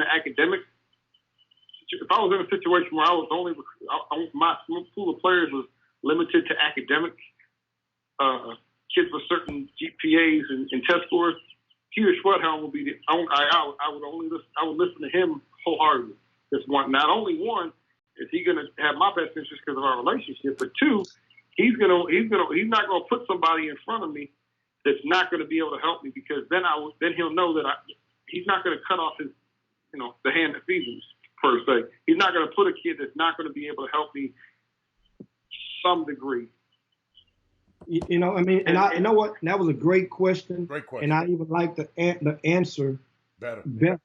And because of the fact that when I first read that question to you, immediately I started thinking, I'm like, okay, that's Peter Schwedhelm, because recruiting services versus scouting services. Mm-hmm. And relationship, as Coach just said, that's about as transparently honest as you can get. Because in Houston, people that know Pete Schwedhelm, know Brian Merritt, they're allies, they're boys. Mm-hmm. I mean, here's the other thing. I was kicking myself earlier, and I was like, man, if Pete ever recommends a player to me, I'm taking him. Because I remember when I was at Arizona State, he told me, Brian, there's this junior college kid. He was at my camp. I know you're at Arizona State now. You need to recruit him. I didn't do it because he was a JUCO kid, and Alizé Johnson went to Missouri State, was all Missouri Valley. He's on the freaking Indiana Pacers now. Wow. And I would have got him easily at Arizona State over Missouri State. Yes. And I didn't do it. And so I want to get another. And he might have saved my job. Good Lord. So I'm trying to think now, what would Pete do if he was he's moved away and he's still in Mexico, right? Or has he moved back to the States? Pete's all over the world. He's international. Oh man. But I know one thing. He and yourself would probably go bonkers knowing that you cannot get inside of an El Tiempo. Jimmy, you can't get inside. They got drive through. I mean, they got to pick up. No. They'll open the door for me and Pete. They're going to open the door for me and Pete. Have our own social distancing room. And of course, Lupe's laughing too. He's an avid, I guess, how would you say it? And Brian. Fascinator of the El Tiempo. Brian, I can't stand that place. You don't drink, Howard. You don't drink. I can't stand that place. You don't drink like that. So that's why you don't. So y'all just go over there for the drinks. Carnitas, and you got to get Oh boy, I done ate everything on the menu, and it tastes like trash. you need to get the Zero. Hey, I got another question for you though, B. This guy, what other question you got? Atlanta Garcia, can you ask Coach how many fourth-year full scholarship players they have currently whom have not played the full time there? In other words, you got 4-year guys on scholarship that don't really play that much. Well, the question is, do we have anybody who's been there all 4 years? Yeah, well, I know y'all haven't been there 4 years, but is there? I guess we don't have anybody on our roster who will be a senior that was here for the previous 3. Oh, okay. Next year we're going to have 4, 5. We'll have about 4 transfers that we brought in that are going to graduate next year. Coach, I know you're not allowed to mention certain players, but somebody just posted some on the screen. Alfio, but you got to watch what Alfio posts because he's not as Alfio good people. But he done messed up on me one time. When you mess up one time, but Alfio, he was talking about this kid Nate Lacewell, 6'9" kid, unsigned senior. I know you probably can't mention it, but I mean, just to have that in your pipe to smoke it. He's unsigned. Goes to the Legacy School of Sports and Science. I'm just throwing that out to you. If you need some more information, we can get it for you. Appreciate now, on that topic, of course, and so you guys understand that NCAA restricts college coaches from talking publicly about prospects who have yet to sign. So understand. So I want to make sure that way now, if you feel like the coach on here and he not showing your kid no love, understand, guys. NCAA, I said again, restricts the coaches from speaking publicly about prospects. So now, I want to give you Coach a chance to. I just thought of another topic that's very important. As it stands right now. Topic we talked about this morning?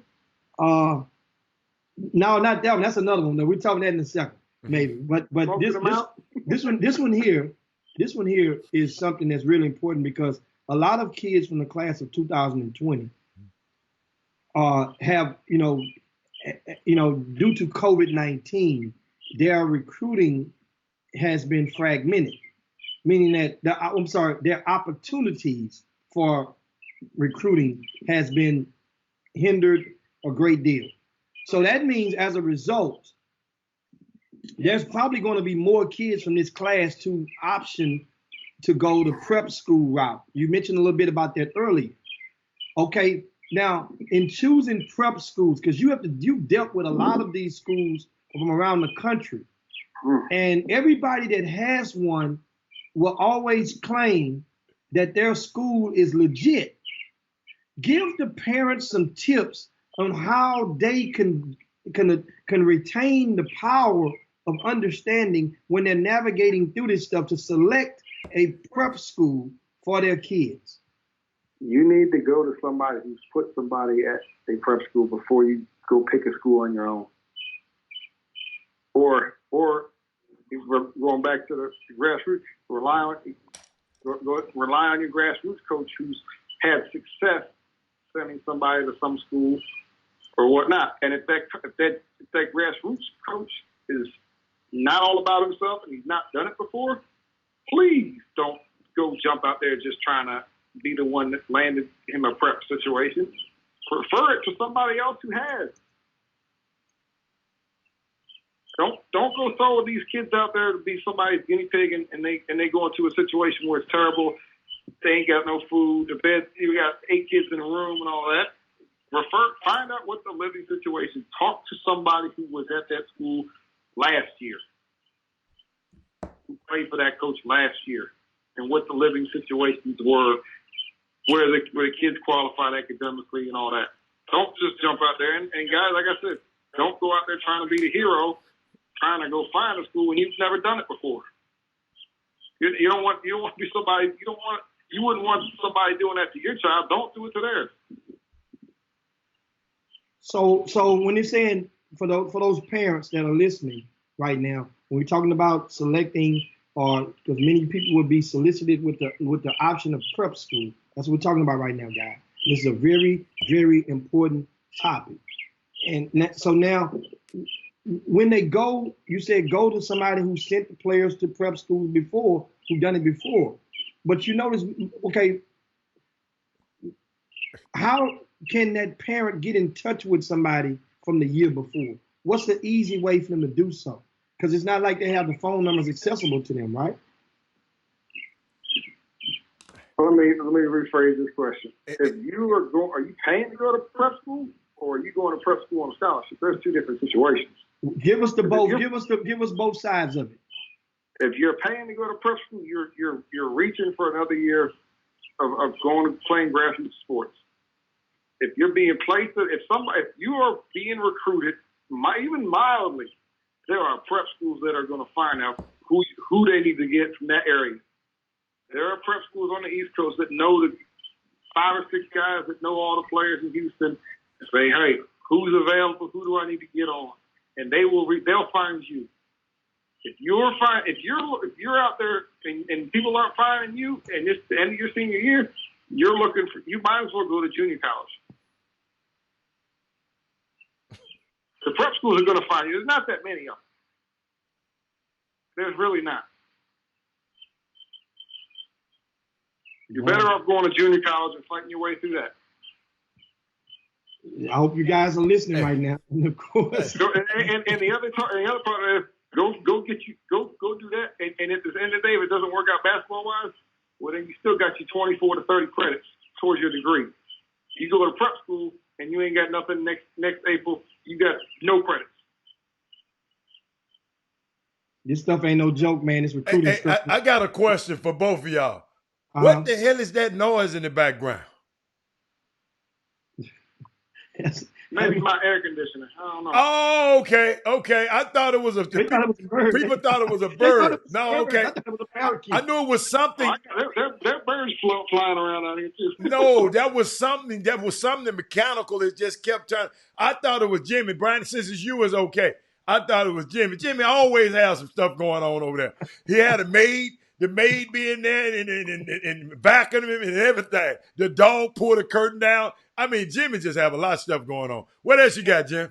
And Coach Merritt, if somebody's listening right now and want to contact you and get more intel on any of the topics that you covered, how can they get in touch with you? They can hit me on my Twitter, and I'll respond. And what's the Twitter handle? Check. Coach B Merritt at Coach B Merritt. At Coach B Merritt, and that's 2 R's and 2 T's. And for you guys that listen, because great convo. Now you're on the East Coast now, and what's the difference, or some of the differences in the scope, the landscape of the basketball? I'm not talking about the culture, I'm talking about like this, but right now in recruiting. What are some of the biggest differences in the way that you can maneuver through the I guess the powers that be and get kids and identify kids in Baltimore as opposed to being when you were in Texas or specifically Houston?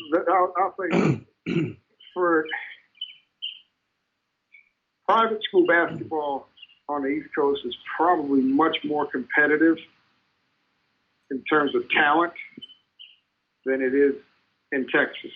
A lot of the public schools in Texas have most of the talent. From what I recall, having made my rounds and stuff, and it's equally as competitive from the parental side in Texas and Houston as it is on the East Coast. Those same parents. There's no shortage of 12 and 13 and 14 other teams that travel and do all this, that, and the third. But as they go up, the teams that actually have sponsorship and travel and put teams together, I would say there's probably less options, more because they do probably, I don't know if it's a better job, but they actually, the other kids want to play with good players. So they can advance and win the Peach Jam or whatnot. You know, team takeovers. Been in the Final Four, I would guess 4 of the last 5 years or 5 or 6 years. They probably won it 2 or 3 times. But that, you know, you look at their roster, they got 10 guys all play at power high schools. You know, whereas when I was recently in Houston and stuff, it was kind of spread thin because there was, you know, 6 teams that all, you know, everybody had 1 or 2 guys. Well, they had maybe 2 teams, 2, 3 teams in the D.C. area, and they got 8, 10 guys. So how many sneaker sponsored programs are there in the DM? In Baltimore right now? In Baltimore area. In Baltimore, I believe there's 2.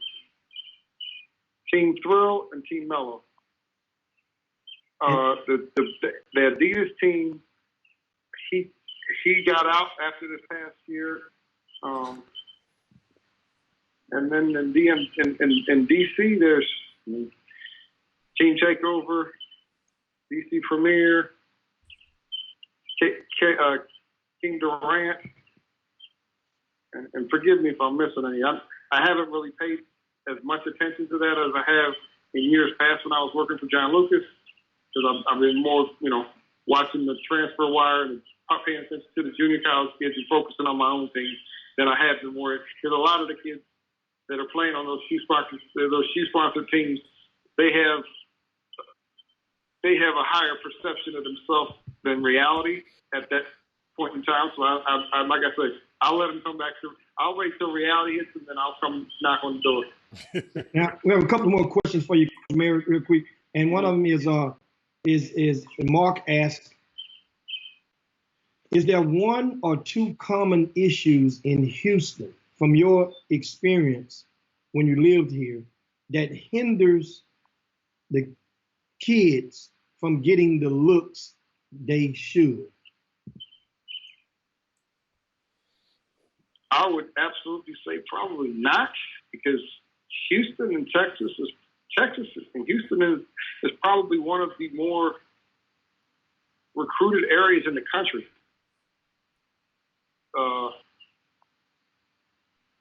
You have no shortage of shoe company teams, and and Texas has the athletic period where, like, I could go in there and see 4 schools in one day where I could only see 1 school if I went somewhere else. What you mean by that? Explain that athletic period. A lot of people, you know, sometimes don't understand. If I came in there, and I'm just using these schools as an example, just to plug in times. All right, if I know Episcopal works out at 6 a.m., all right, I'm gonna come in the night before, get a nice sleep, be up at 5, be at Episcopal at 6 a.m. Then I find out Kincaid's going at 8:30. I go from Episcopal to Kincaid. Yates may go at 1 o'clock. I'm gonna hit Yates. St. Thomas, 4:30. I came in one day. Got 4 high schools. Saw 100 kids in less than 24 hours, and I got to El Tiempo by 6 o'clock.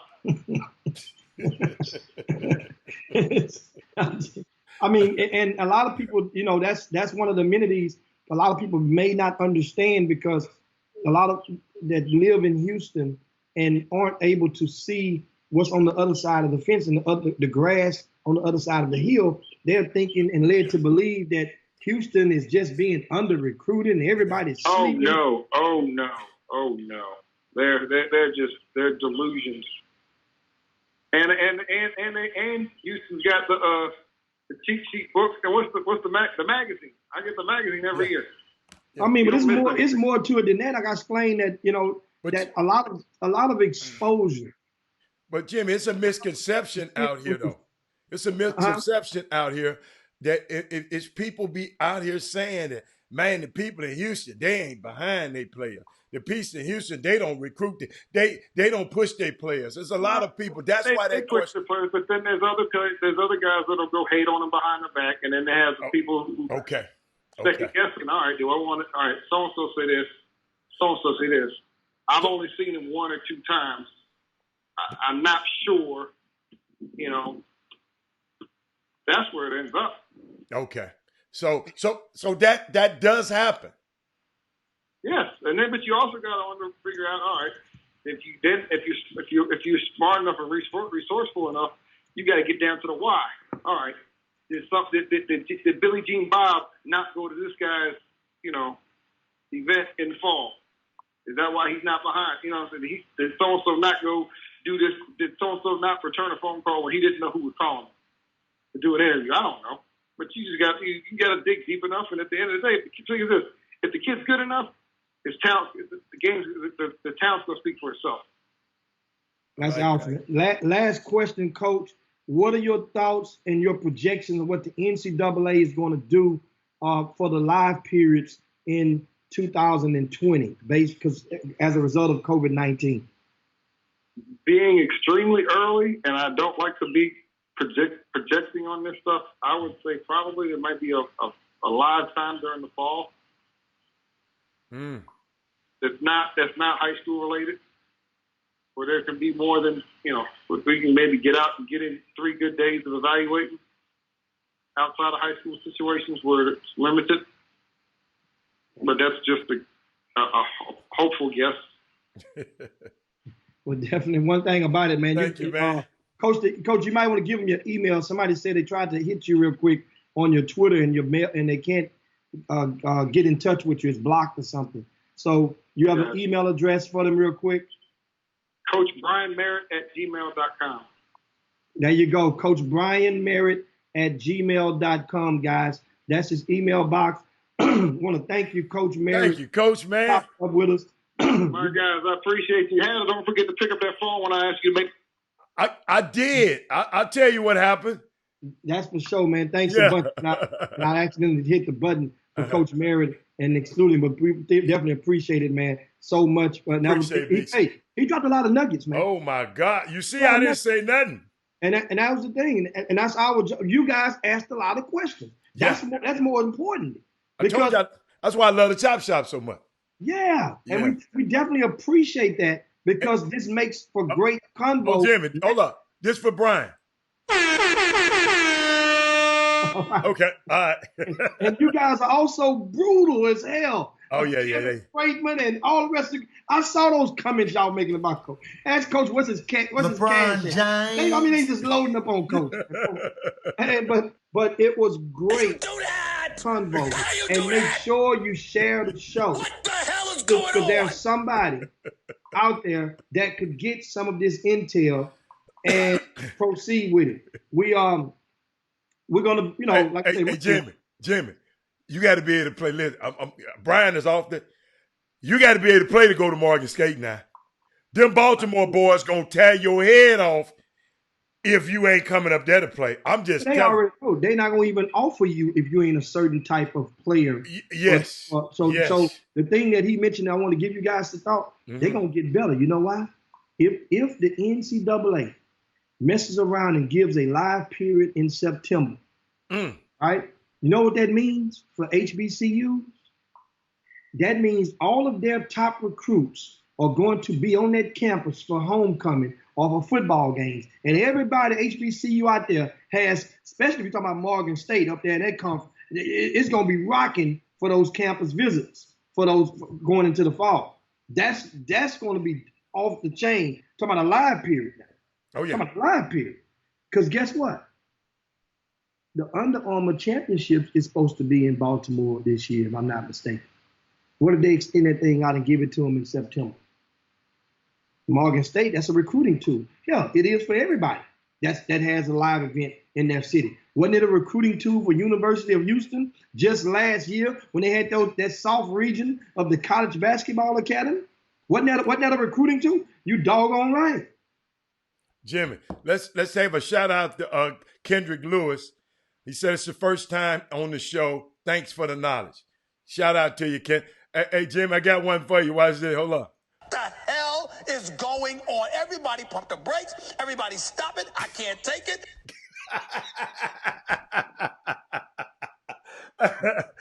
We just had a guest on the show. That's all. But yeah, Jimmy. But that was good. Well, what we got to go? What we got? How many minutes? We got Jimmy. We got 6 minutes, 7 minutes left. Yeah, 7 minutes left, and one or two. I'll give you guys some news, of course, real quick. In Houston, the county judge is expected to announce that they will close all county parks in Harris County. What y'all doing at them parks, Jimmy? They went, here's the thing. Understand, they took the goals down last week. All parks that had basketball rims and swings or seesaws, they went and put the yellow tape around them with the signs and removed all goals. Well, here's the thing. So that means no basketball, which is great. But then you invited the people to still go around there and jog and walk and get their exercise in. Well, a lot of parks were packed, and it's almost no way that you can engulf in the 6-foot rule that's recommended. You know what common sense would tell me? Common sense. See, we had to have this what kills me about these people. Common sense would say, I'm not gonna go to that park if it's packed. Well, you know what some people think, Howard? Some people think that's my park because I go there all the time and I've been going there for 10 years. That's my park. Now that I live across the street, I ain't talking about that. I'm talking about your park that you go to and what that guy doing here. I never saw him there or them there. Why are they in my park? And some people really believe in things like that. When you need to start going to parks that Memorial Park, you don't have that problem. You don't have that problem. Memorial Park, if that's ain't nobody gonna be saying, man, what you coming in my park for? But I'm just saying, common sense would say, man, I'm not going. Listen, man, look here. Check it. You're not going to work. So it's at some point that park is not going to be at peak. You can't go at peak hours. Go at another time. The county judge shouldn't have to do this. This just stupid, people. And we keep giving them excuse. This is stupid to me. And by the way, if you're on Facebook, if on YouTube, like and share and share the show and hit the thumbs up sign if you're on YouTube. But let me tell you something, man. It's unbelievable that the people got to shut the park. They got to take the goals down. Man, somewhere we got to say, hey, man, let's stop. Come on, man. Once again, I'm thinking of something. Something just hit me. Isn't this Easter weekend? Right? Yes. Okay, so that which is without question one of the main ingredients that's going into this decision. I'm pretty certain. You know why? Because what do a lot of people do when it comes to Easter Sunday or the Saturday before? A lot of people Easter egg hunts. Well, no, they go to the park and do some stuff and do some activity. No, most people I know go to church, so I don't know about all that. I'm talking about in relations to parks. Yeah. A lot of people, hell, our family even have a picnic every year in Dewson Park for the last 7 years. But wouldn't that tell you I can't do it this time? You'll still try to have it anyway if they don't? Under these circumstances, wait a minute. That's what I'm saying. Yeah, but for some people, under a pandemic, that's what I'm saying. We got to change our mindsets, man. Oh, but that's not. Some people are ignorant as hell, Jimmy. Understand. If you've been in the house and there's a park out there and nobody's in that park, in your mind, you're saying, okay, I can go over here and I'm going to go to the park today. It's a beautiful day outside. I'm going to go there and take the cup and just get some fresh air. I'm going to take the kids and we'll go over to the park. Okay. Well, guess what? What if it happened to be the very same day that 25 people in your neighborhood are thinking the same thing? You don't, unbeknown to you, but they're all thinking the same way. It's a beautiful day out here, man. Ain't nothing on TV tonight, this evening. I'm going to go out and get in this park. And that's normal, right? That's normal, right? What you saying. But no. Jimmy, we're living in a new normal. That's what a lot of y'all hadn't grasped yet. So a lot of y'all just have not grasped we're in a new normal now. We can't do the stuff we normal. You can't get in the car. Well, we finna go. It's a new normal, man. That's what people don't understand.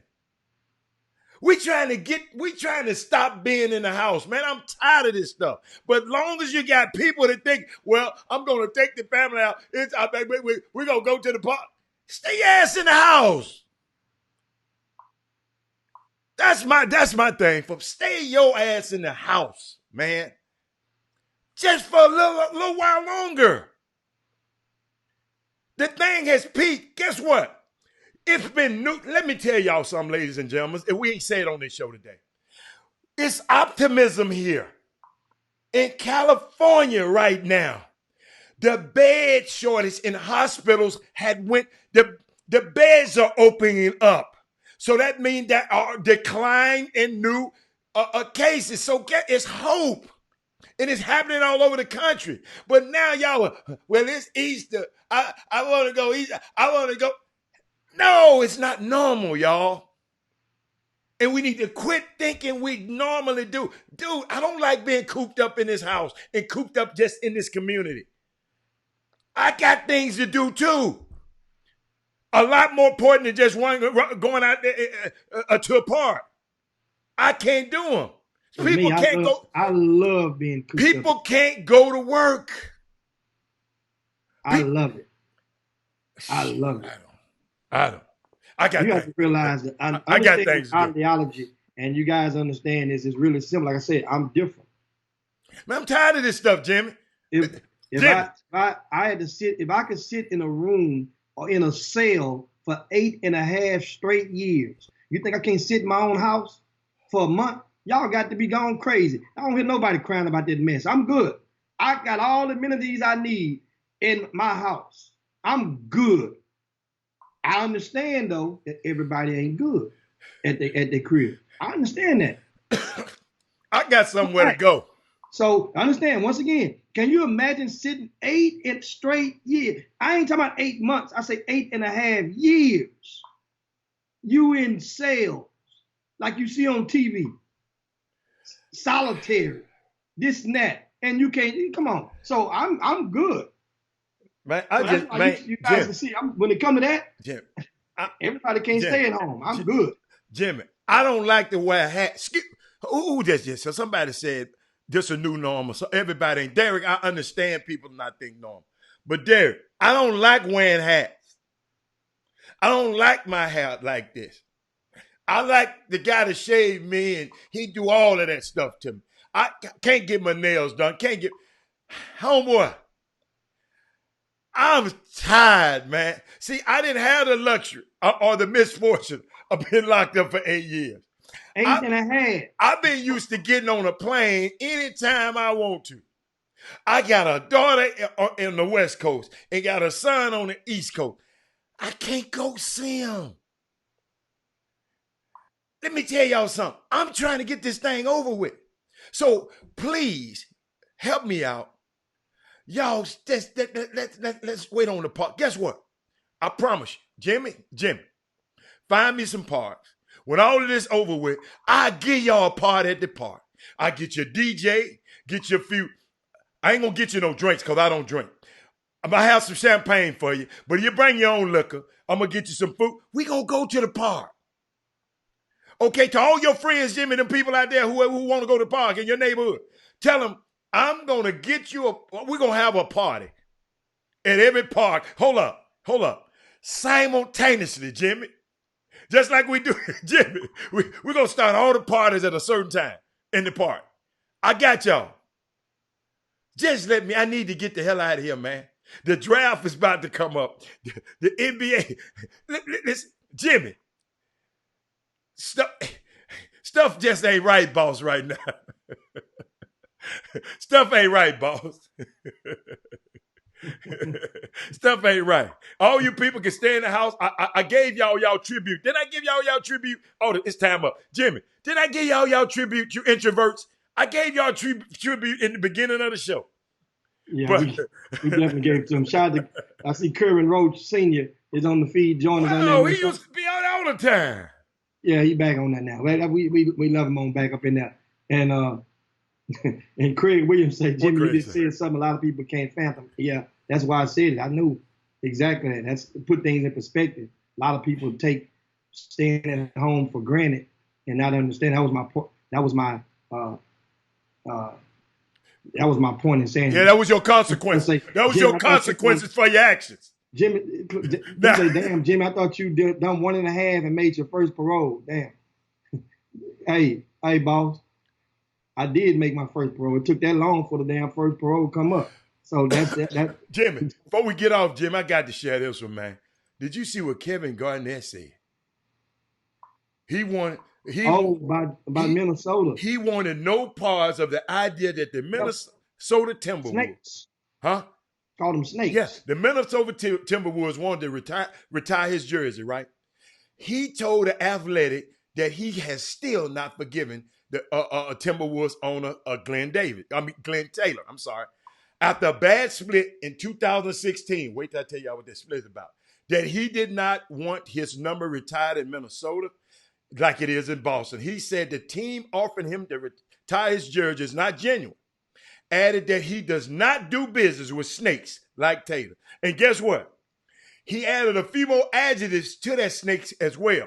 Jimmy, before Flip Saunders had died, they had a deal with Glenn Taylor that Flip, KG, few more people that I'm not going to bring up, because I was part of this group. They were supposed to buy and be in ownership of the Timberwolves. Okay? Soon as Flip died, Glenn Taylor said, man, my deal was with Flip, not you other guys. Hey, my deal was with Flip, not you, all bets are off. In other words, my deal was with the white guy. Not you colors. That's cold, man. I'm telling you, that's what happened. That's cold. That's why that man said, man, I'm not doing business with them snakes. But guess what? Hey, Jimmy, get us out of here, man. Yeah, man, it's time to get up out of here, guys. Thanks so much. As promised, another day on the books for the Chop Shop with a lot of intel being relayed to you guys as well as understanding. Thanks so much for everybody for tuning in today. Thanks to those who shared today's show. That's very detrimental for the reach of the Chop Shop on our digital platforms. Oh, yes. Make sure you like our page on Facebook and or YouTube. Like the page and as well as share it. Make sure you spread the word about the Chop Shop. Guess what? We'll be right back here in 22 hours for what we call Baby Friday on tomorrow. That's Thursday on the Chop Shop. Guess what? I got something for you, Jimmy, before I get off. I had this for you, but I didn't know we had the guest. But something happened on this day, Jimmy. Check this out. That's the home run number. He surpassed Babe Ruth. Yes. That home run for Henry Aaron. And of course, I guess those were some great times, of course, indeed. And we promised to talk a little baseball. We didn't get a chance to do so today. I'll share my thoughts on that tomorrow with a lot of more topics as well. Make sure you go to rcssports.com, rcssports.com, and be sure to check out today's VIP news. Drop some nuggets in there for a lot of you parents in regards to offers and how to validate a lot of the offers out there. That's the thing. And a lot of people are not validating the offers that they, and there's nothing wrong with a third party or a person close to the family getting the intel, because college coaches are restricted from the times that they can contact certain prospects. But prospects are not restricted, and their parents, from contacting the college coaches. So that means a lot of times when the coach may want to sell, inform of an offer, they may have to go through a third party and do just fine. Like I said, I'm not against that. But if somebody tell you that a school is offered, then they got you in their best interest, then it should be a situation where that person is supplying you with the opportunity to speak to that college coach and hear it for yourself. That's very important. Otherwise, you can rest assured if somebody's having conversations on a repeated, consistent basis of such involving your kids, and you're not involved in the conversation, you're not on the three-way, you're not on the conference call or the Zoom or whatever the hell you guys may want to use, then guess what? Then that means something ain't right. It ain't right. Okay. Just want to leave you guys with that. So that means up to you to make it right. Make it right in your life, guys. Anyway, you guys be safe out there. Be smart out there as well. And we'll see you guys on tomorrow. Chop shop. We out here. All right. Well, let me hit that button. Jim Hicks, Rob Hatter, you are now tuned in to the Chop Shop. I'm Retro. Let's get it.